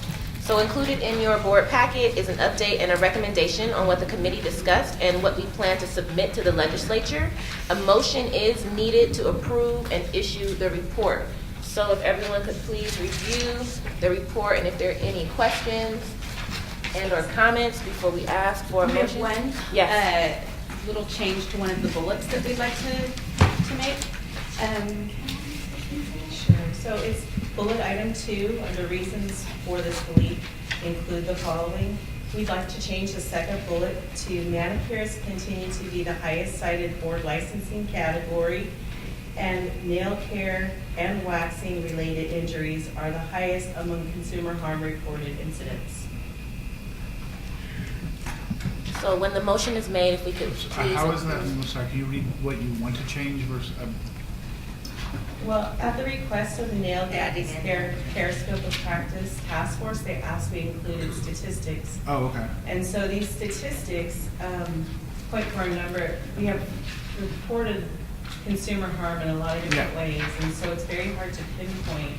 Staff, enforcement staff has made staff aware that waxing-related injury, consumer harm is the highest reported consumer harm. But when we actually finish a consumer harm case, in the end, it can be reflected as an infection. So, so the numbers don't actually back up the original statement, and it's pretty hard to clarify that, to make that clear how we came to that conclusion. So we felt that changing this sentence might be more clear for the legislature. So can you please just read the sentence how you would like it to be read, or how you want it to be now? Manicurists continue to be the highest cited board licensing category, and nail care and waxing related injuries are among the highest consumer harm. Okay, you're just adding adding nail nail care. care. Okay, I was just making. Got it. I was trying to follow along the first time, and I'm like, where's the difference? Okay, so our motion would need to include that adjustment to the language, or that amendment to the language. Yeah. So any additional questions, comments? I just wanted to bring up one other point that, since I'm sorry that I'm tardy to the meeting, that when you were providing your statistics earlier, I was looking at our passage rates, and our manicuring passage rates amongst all license types for the 5 fiscal years appears to be the lowest out of all of our examinations. Like, it has the lowest passage rate. Am I correct in assuming that, or? When it had your past 4 fiscal years, you had an 81%, a 69%, an 80%, and a 79%. Just making sure I was reading these statistics correctly.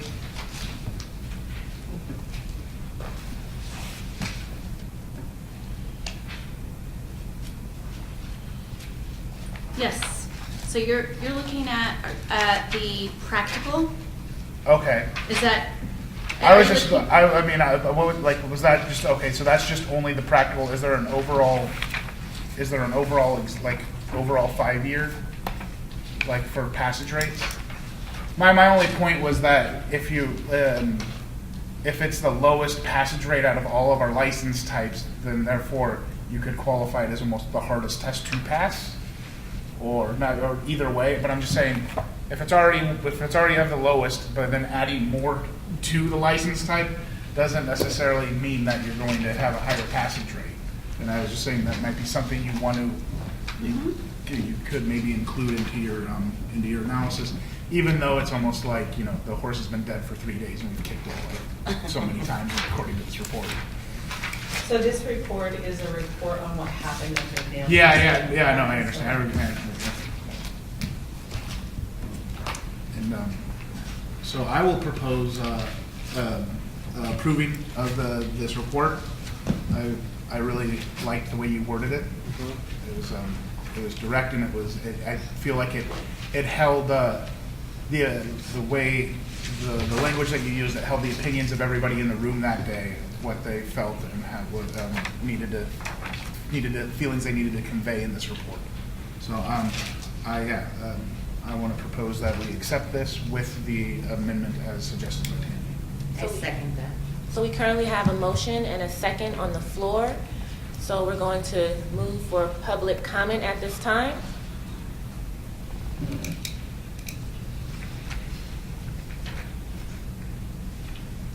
Wendy Jacobs, California Estheticians. I'd like to stand up since, you know, I'm a big proponent and I oppose this so much.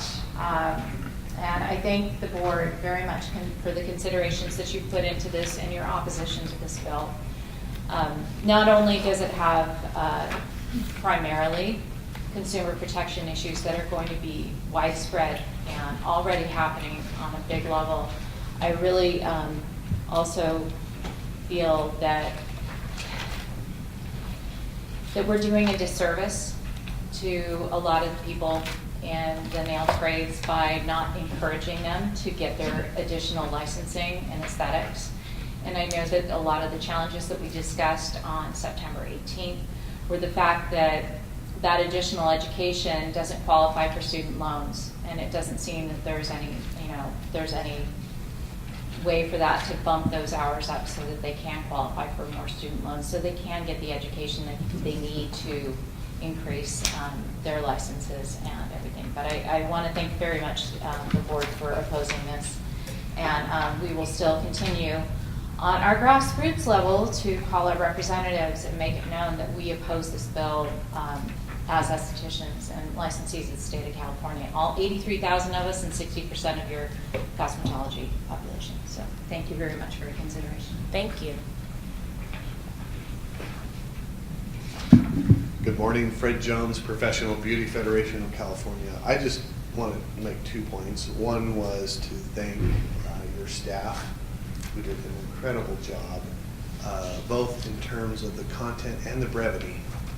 I'm good at content, I'm bad with brevity. But I'll try to be brief here nevertheless. I thought you captured both the spirit and the substance of the task force, which I was a member of. So if this is the report that you're submitting to the legislature, bravo.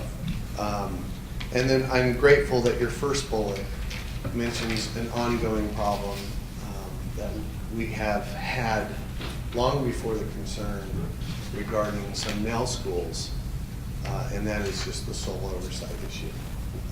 I think we need to get that into the collective consciousness of the policymakers so that they understand this board needs to have sole oversight of these beauty schools before we could ever consider changing license scopes of practices. So I'm grateful that that was your first bullet. Thank you for the work. Thank you. Is there any additional public comment? Yes. When was the last time? Go ahead and state your name for the record. I don't think we've done it. Sala.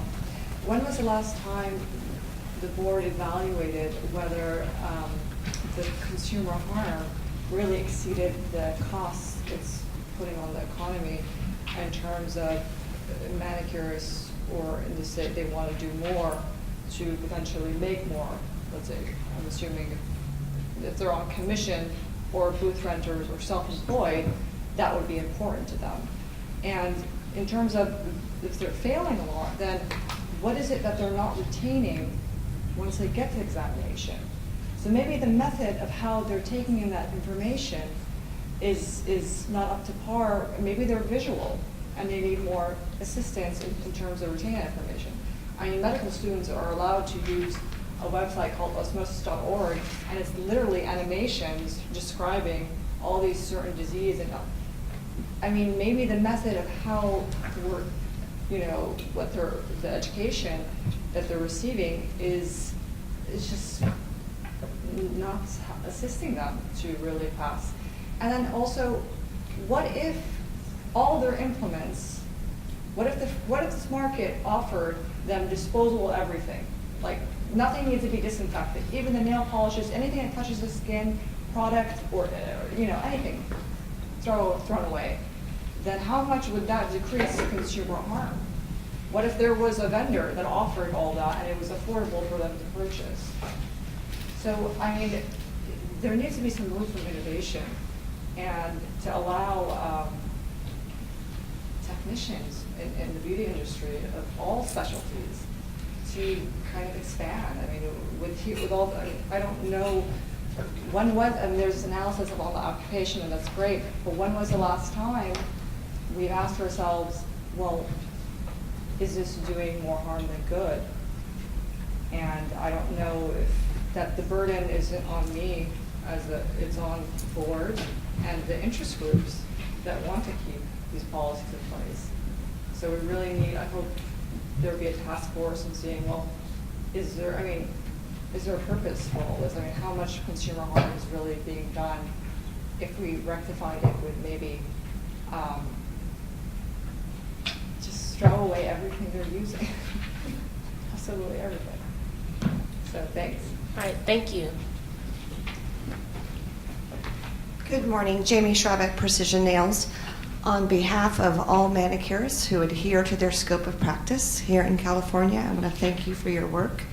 I don't think we need to be expanding into waxing. I've made that quite clear before.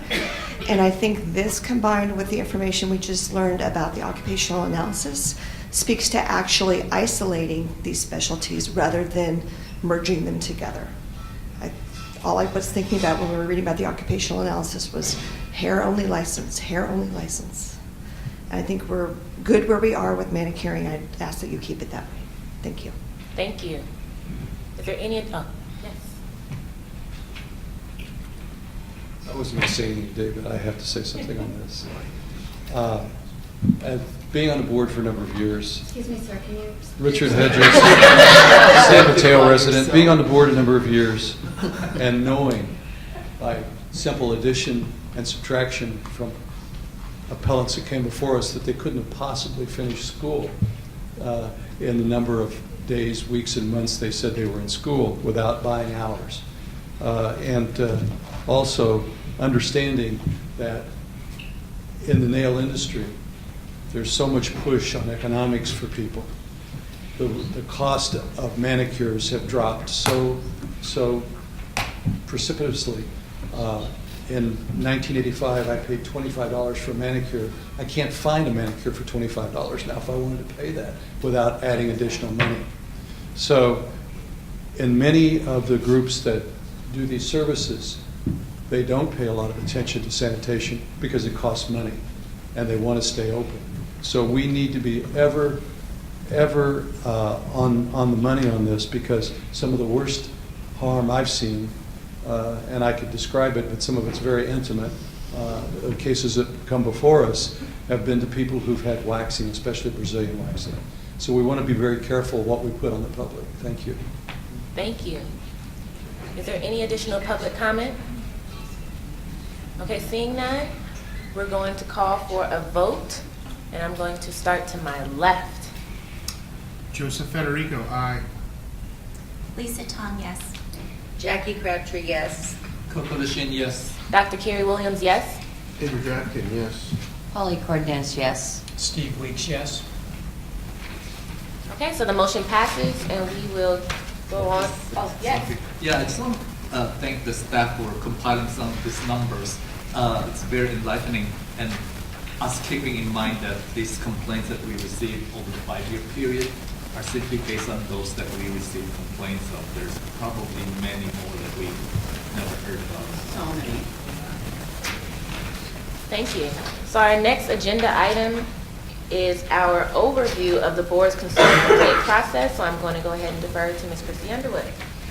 So in your packets is just kind of a brief description of how we handle complaints. We had talked about this at a prior meeting, and so we put this information together. And it works out great since we have a new member as well. So we kind of go through the process. A complaint is received by either the U.S. mail or online. We do require that our complaints come in writing in some form.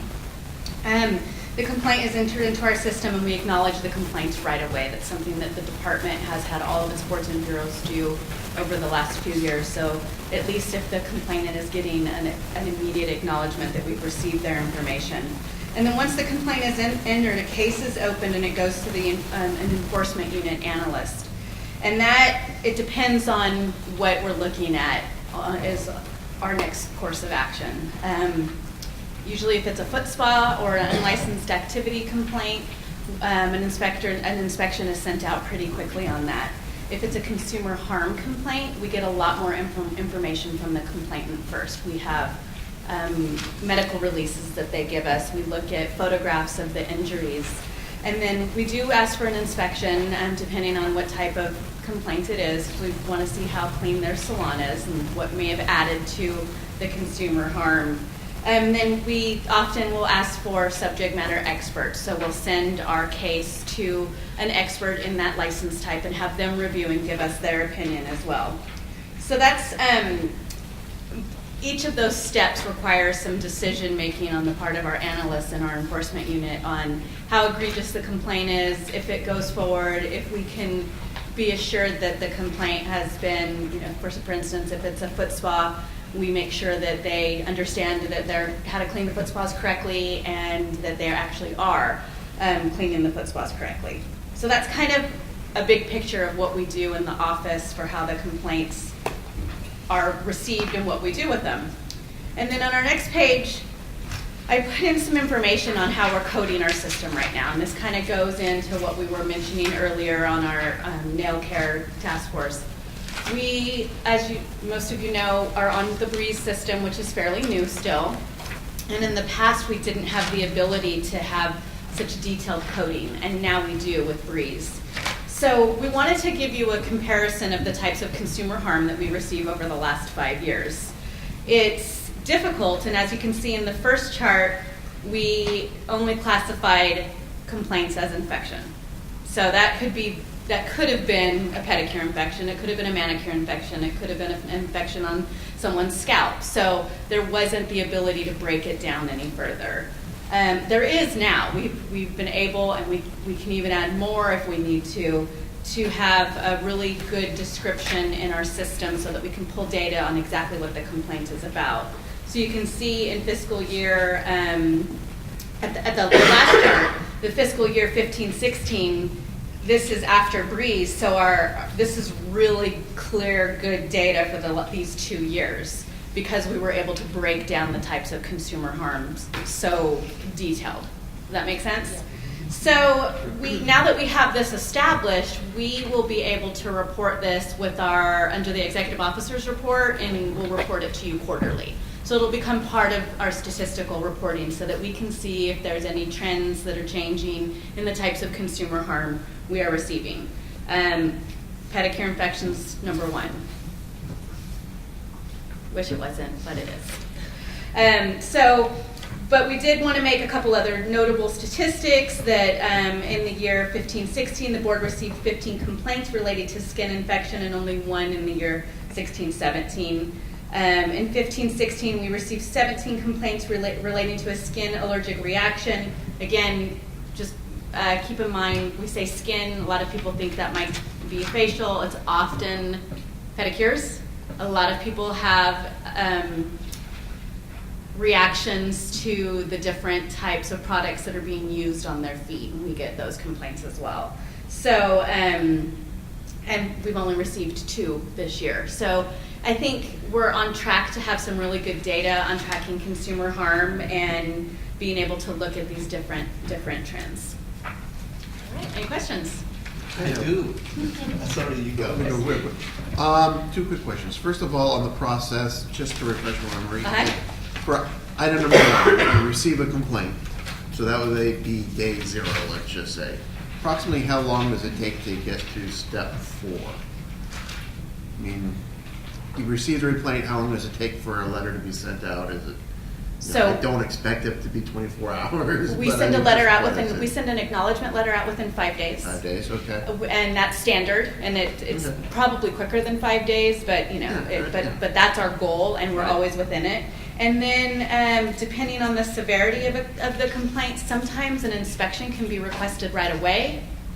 Sometimes an inspection might not be requested until 2 months later, depending on what steps we've taken internally. Sure. And then the other quick question, the acknowledgement letter, is that sent out in the language that the written letter was sent back in? No. No. So I send in a letter in Spanish, I get a letter back in English. That is I believe, how it would happen. Yeah. However, on all of our information that we send out, we advise people that if they don't understand it, to call and we can use an interpreter. My question is the same here as Andrew's question is, I assume that most people, let me rephrase that, I should not assume, but I'm guessing that most people do their complaints online?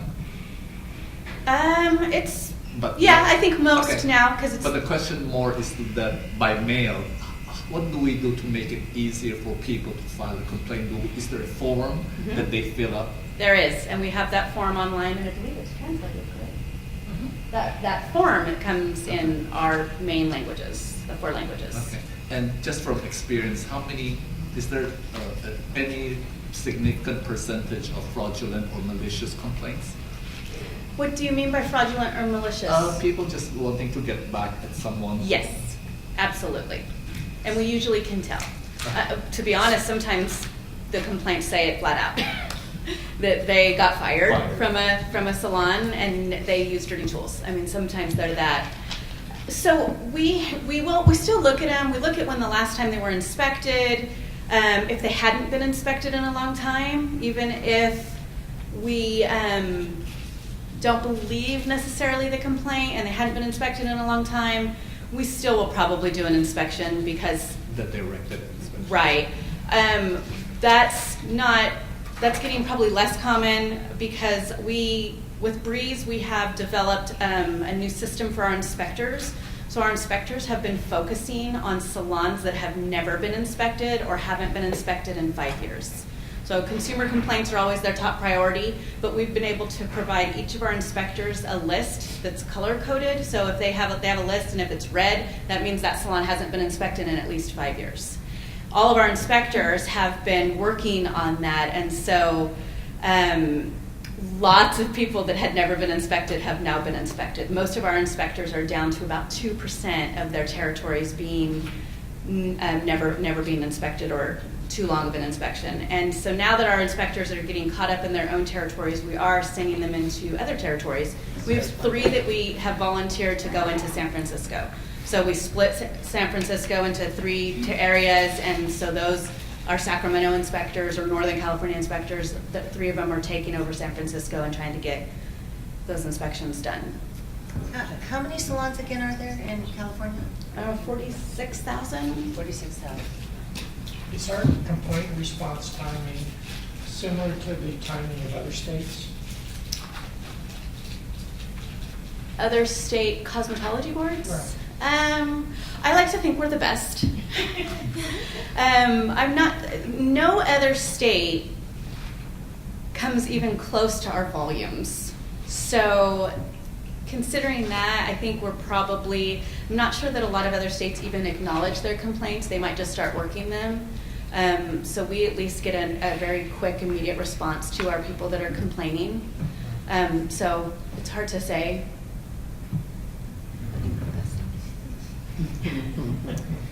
What processes do we have in place to protect the complainant's identity during this process?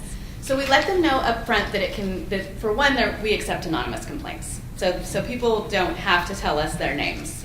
If it's a consumer harm complaint, we need the information because we're going to get their medical records.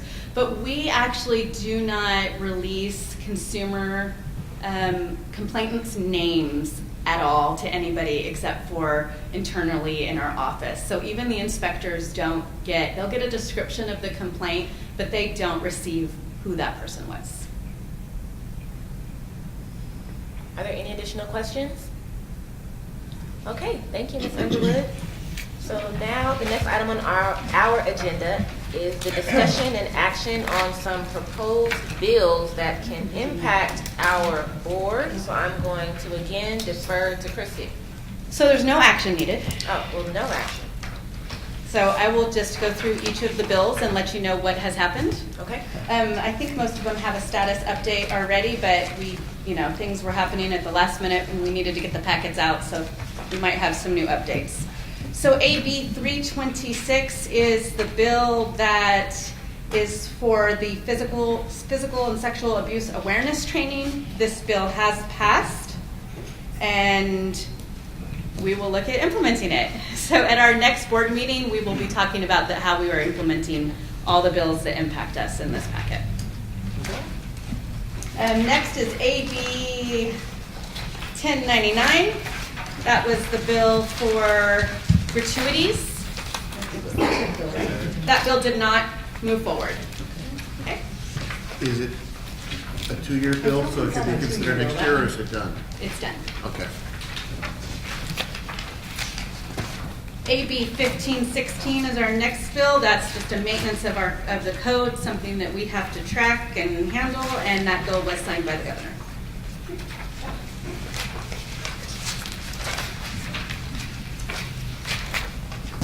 AB 1575, which was the cosmetic labeling requirement, didn't impact us, but we wanted to watch it, and that bill did not proceed as well. And I don't think that was 2 years ago. Not a 2-year bill. Next is AB 1615. That is the gender discrimination bill. So this was a new bill. You did not see this bill before. It came to us late, and that's why we wanted to provide it to you, because it was signed by the governor. So this bill... Sure. Yeah, so what it will require from our board is that the Department of Consumer Affairs will create a pamphlet that will go to the barber shops and hair salons at the time that the establishment applies for or renews its license, and at the time of any inspection. So right now, DCA is working on creating this pamphlet. They will provide a copy to us, and we will attach it in Breeze to the application online, and then also at the time of renewal. So that's how it impacts us. Well, like the pamphlet need to be like the poster where like it has to be. It has to be It's available. under 4 pages. No. I'm just saying like for like in terms of like inspection, they need to make sure that they have like their pamphlet there, or is the pamphlet just for their information? They can take it home, do what they need to do. It's for their information, and basically the pamphlet just lets them know that they can't charge more Yeah, between men and women based on the same type of service. I understand. There's a lot more to this bill, like from a legal aspect. I focused on what would impact us. Yeah, no. So, but the bill's in here for your review. Yeah. When does the regulation go into effect? This doesn't go into effect until 2019. The law goes into effect in 2018. However, there's a year to have it implemented. Okay.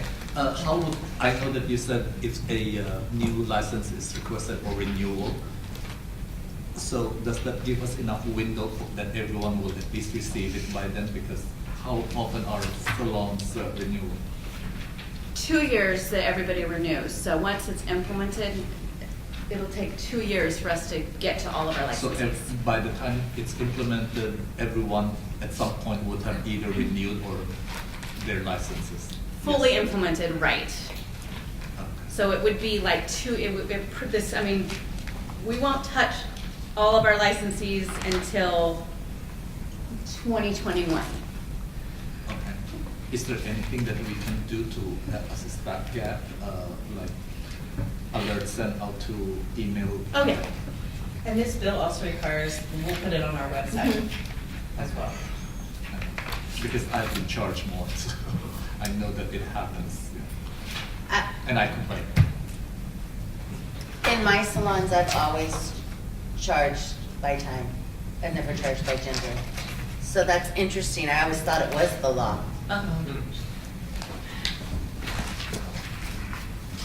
But just to kind of jump on that, there's a lot more we could do to probably promote it as well, other than what's required. I mean, we can do But at a notices. minimum- Oh, that's what's required if you're.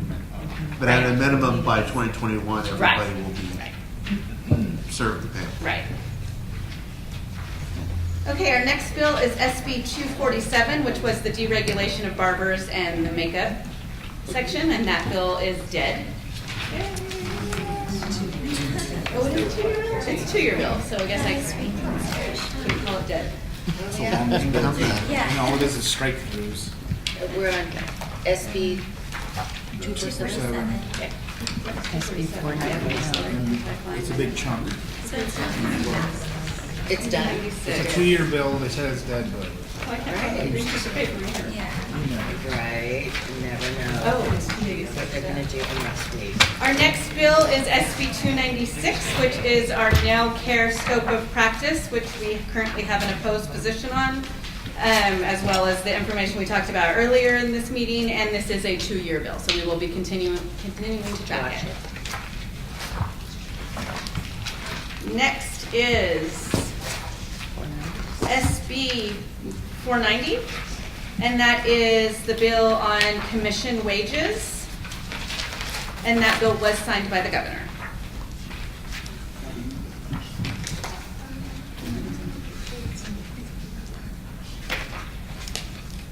Our next bill is SB 547, which is a bill that clarifies the supervision of apprentice. This was a clarification that we had asked for, and that bill was signed by the governor.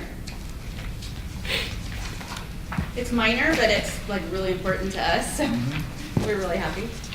And then I believe last is SB 715, which was the bill to, it was a bill that sets requirements on how to remove board members from a board, and that bill has not passed and did not move. All right, and that's it. Is there public comment? Quick comment. Okay. Fred Jones, BDFC. Just to clarify, legislative session is 2 years. We just concluded the first of 2 years. So technically speaking, any bill that hasn't passed is still alive. Really like to see Any bill that has not passed the House of Origin. So on this list, just off the top of my head, includes 1099, 1575, 247, and 296. Those bills are still in the House of Origin. They have to be passed out of their House of Origin by January 31st of this coming year. So if they're not out of the Senate or Assembly, whichever they were introduced, then they are dead. Other bills that made it out of their House of Origin can be brought up anytime next year. Well, as long as they conform with the deadlines of next year that the legislature set. So technically speaking, all the bills that have not passed are still alive. I will tell you, just from my experience and knowledge of the process, 247 is not going anywhere. Obviously, the WIN bill 296 will be dependent on how they receive our report or your report, because they could use that as a vehicle to move forward with the scope of practice, or they can introduce another bill. Although technically the Senate has a House rule that says an author cannot reintroduce in the second year a bill of similar content that did not pass the first year. But because the chair of the Senate B&P committee is involved, he can find all sorts of vehicles and introduce a bill himself. So anyway, I just wanted to clarify that. Thank you. Jamie Schrabeck, Precision Nails. I'm so glad to see AB 1615 among the bills that we're looking at today. I am Jackie Crabtree. I'd like to credit you. Ethics has no need of rules. So the fact that you have not been discriminating based on gender is what we should have been doing all along, even without this regulatory information. But what I found really interesting is, I love the phrase technically speaking, barbers and hair salons. Barbers are licensees, hair salons are establishments. And this does not actually break it down the way that we do. We don't license establishments by the type of service they offer. It's an establishment license. So this language in this bill is a little troublesome because it doesn't capture all of our licensees and all of our establishments. And I was surprised to see things that are easily in law since 1995, like postings of pricing in a 14-point font and this statement about that it's against the law to discriminate. I thought that was all very interesting because I didn't even realize that was a law, although, like Jackie, I've been supposedly doing the right thing because our scope of practice for manicuring is elbows to fingertips, knees to toes, and everything in between is none of my business. Thank you. Thank you. Wendy Jacobs, California Aesthetic Alliance. I would also like to point out that, in the language of many of these bills that we've been seeing, as I brought up earlier this morning in Assembly Bill number 1322, that says beauty salons and barber shops. That does not include a licensee that is in good standing or an establishment that is in good standing in its wording. So we're going to run into questions as to whether an esthetician can do this or they cannot. Where you're going to run into issues with 1615 from our perspective is male facials cost different than female facials.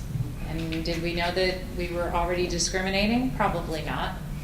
And then you will also get the waxing services that carry different costs to them as well for consideration. So I think in any time that as a board you're responding to the inquiry and your support or your opposition of a bill, you should maybe be careful of how they are actually calling it out and just calling it out barbershops or hair salons, because many of us work in spas, we work in medical establishments as well as ancillary staff, and we should all be considered licensees and establishments in good standing. Thank you. I hate to do this second bite at the apple. Again, for the purpose of the record, Fred Jones, Professional Beauty Federation, California. I did want to just briefly describe SB 490 because it really is a major change in the way salons pay their employees. For time immemorial, most salons have paid just a flat commission to their employees. Through a series of 2 appellate court cases and some regulatory decisions actually in the last 6 years, it was determined that the labor code does not allow commission wages in beauty salons. The only commission the labor code recognized was selling someone else's service or someone else's product. So when you sell your own service, as we do in our industry, you're technically not able to receive a commission wage for that service. There was a bill that was codified last session, AB 1513 by Doss Williams, that specified and clarified that the closest we can do is what's called piece rate wages, which is essentially you don't get a percentage of what you bring into a salon. You can get a specific dollar amount for a specific service rendered. So, for example, a haircut could be $3 added to your hourly wage. Not a percentage, but a piece attached to a specific piece of service. Same goes for the selling of products. This bill, SB 490, which was sponsored by the National Professional Beauty Association, which my state association is not affiliated with, was an effort to try to bring back the more historic commission-based wage. But to get the bill through the legislative sausage mill, they had to accept a compromise, which was, A, before a commission could be given to a stylist, there has to be a base hourly minimum wage given to that stylist. And then on top of that base rate, you can negotiate a commission with your employees. The problem is they accepted the base rate of twice the minimum wage. So moving forward, for a salon that wants to try to stick with the historic approach of commission wages, they have to pay a base minimum wage of twice the minimum wage. And then on top of that, they can add a commission. Correct. So in 2021, as the scale goes up, that means it'll be $30 an hour. Correct. So each stylist would have to receive $30 an hour for every hour they work. And then on top of that, you could add a commission. That's what SB 490 creates. My association, just FYI, worked as hard as we could to remove that twice minimum wage, to allow us to continue what we've done tradition, which is just a flat commission. We had a fallback position that said, Excuse me. fine, allow for a minimum wage base. Anyway, I was know gonna I'm say, going we long. exceeded the 2-minute max. I wanted you to go ahead and answer back your comments. So that's pretty much it. So the options of commission is you can do a piece rate, or you can do twice the minimum wage and have this commission added to it. But if you do piece rate, by the way, there's some additional paperwork required. You have to keep track of when they're doing the service and when they have rest and recovery period. And then there's a calculation you have to do to make sure that they're being paid the same throughout that week. Thank you. Thank you. Just one comment. Yes. I just wanted to make it sure the board understands that on AB 1615, the gender discrimination, we are only talking about providing information. This will not become into our board for any type of enforcement. Okay. All right, thank you. So we're going to move on to our next agenda item, which are proposed regulations. So I'm going to defer to Christy again. So this will be very quick. We have just updates for you today. Our health and safety poster has finally made it to the Office of Administrative Law.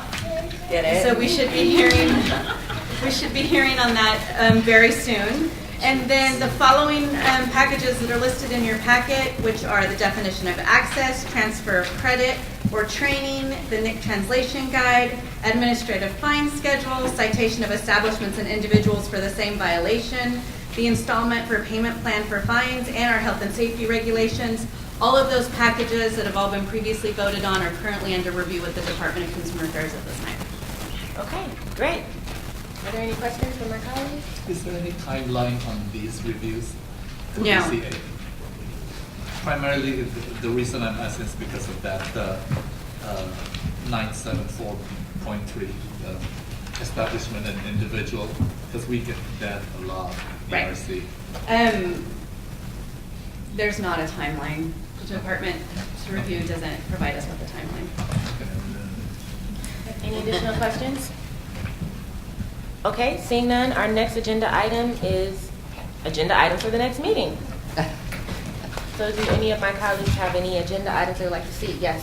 Is it possible to report or give us any analysis on the selling of hours? Yep. Yeah? Yes. That'd be interesting to see. Agreed. Any additional agenda items for our next meeting?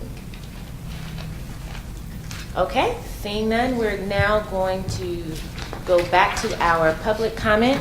So this is the time for general public comment. I would like to remind everyone again to please try to keep it within 2 minutes. And this is the time for you to give your public comment. There won't be any discussion and staff will not answer any questions.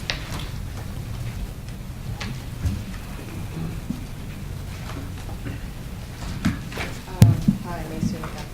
I wanted to ask if we could put online education, at least the technical part of the curriculum by the end of specialty license on the agenda, and possibly open up to new form of beauty schools that can offer online education for both technical and practical. Extra licenses for eyelash extensionists and waxers or waxologists.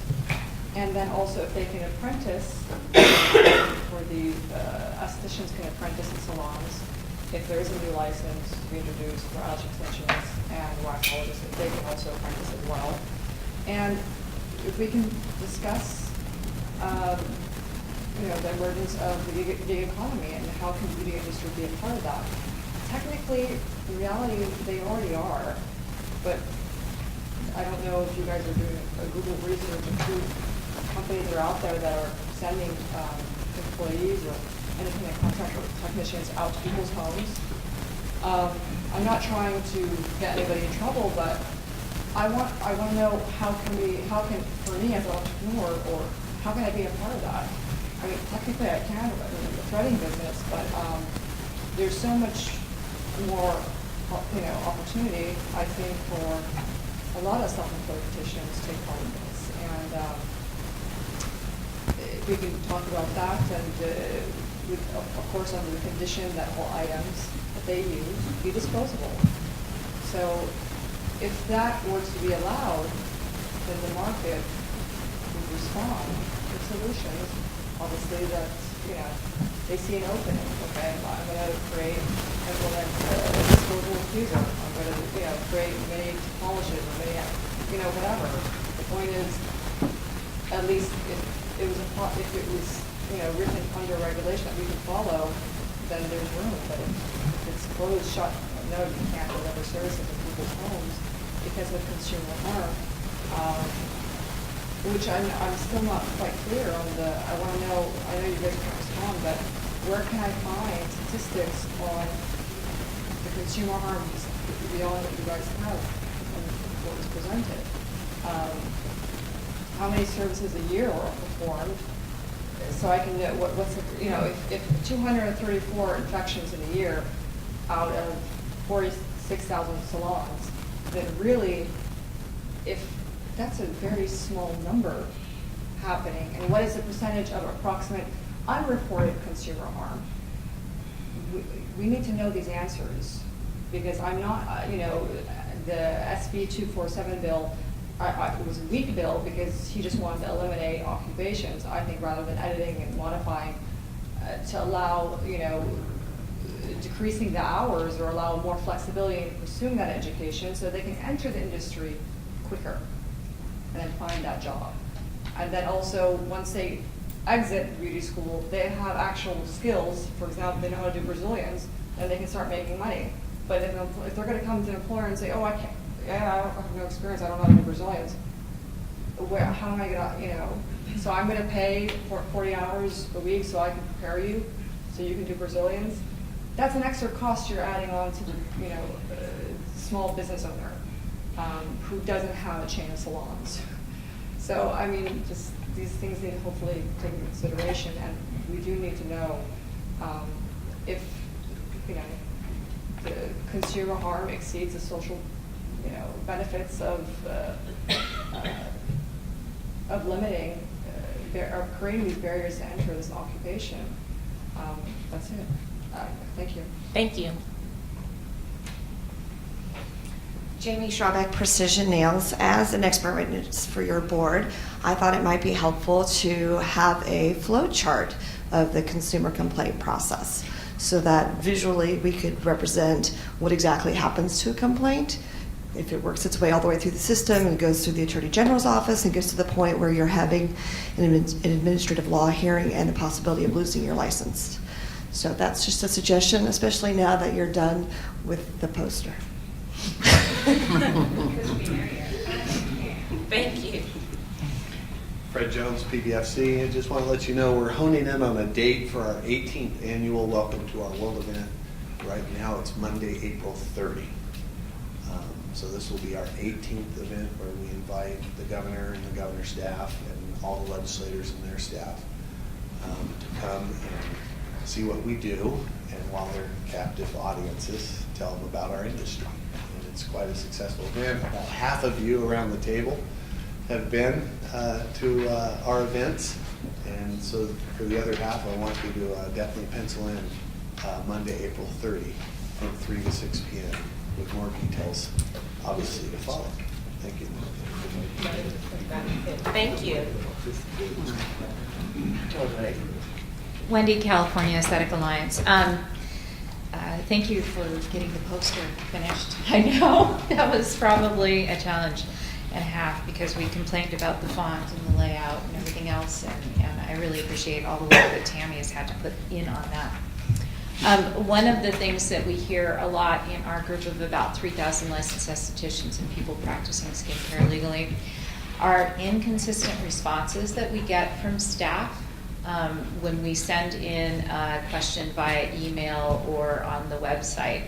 So I have currently a couple of responses that say, yes, manicurists can wax things, that say so-and-so, some sort of title, Barber Cosmo. And so I think in light of making those very quick responses to us, we would like to have accurate responses.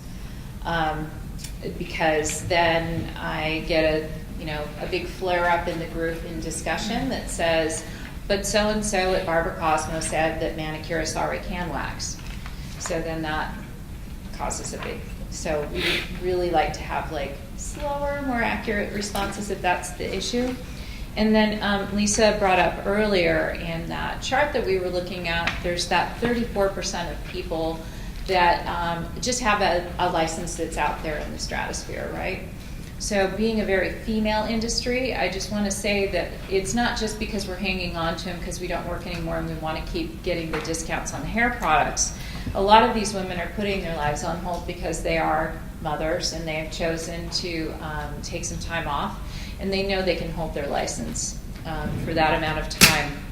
But the other thing that we are seeing that is really kind of disturbing, and I'm sure we'll talk about this over at Bella's Academy, is the number of people that are choosing to put their foot down and accept employment options that are legal.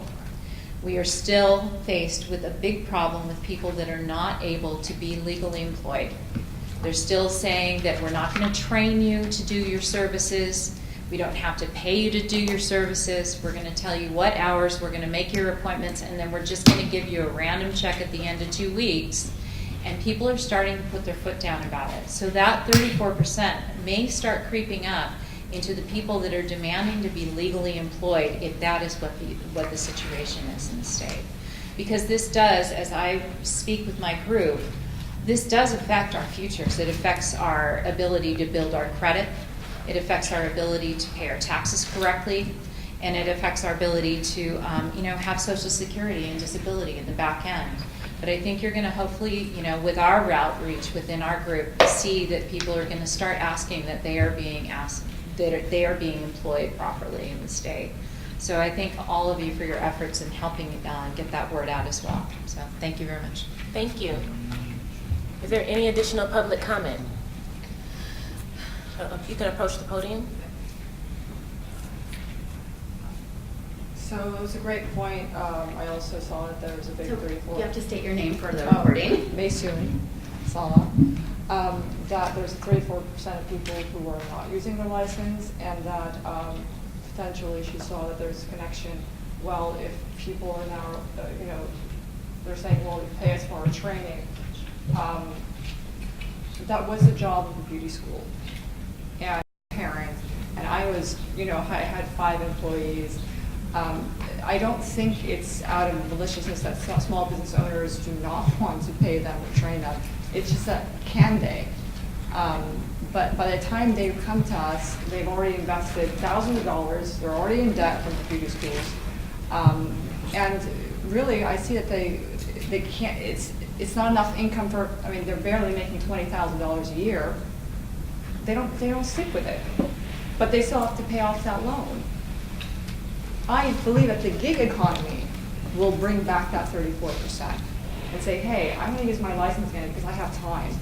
And if the majority of, I saw on the U.S. Labor Board of Statistics, 92%, who dominate are females who dominate this industry, and the majority of them are between the ages of 24 to 35. And this is the age where we're seeing women who are, having children and have family dependents and families. And so flexibility is crucial. It's everything to a woman in order to earn income.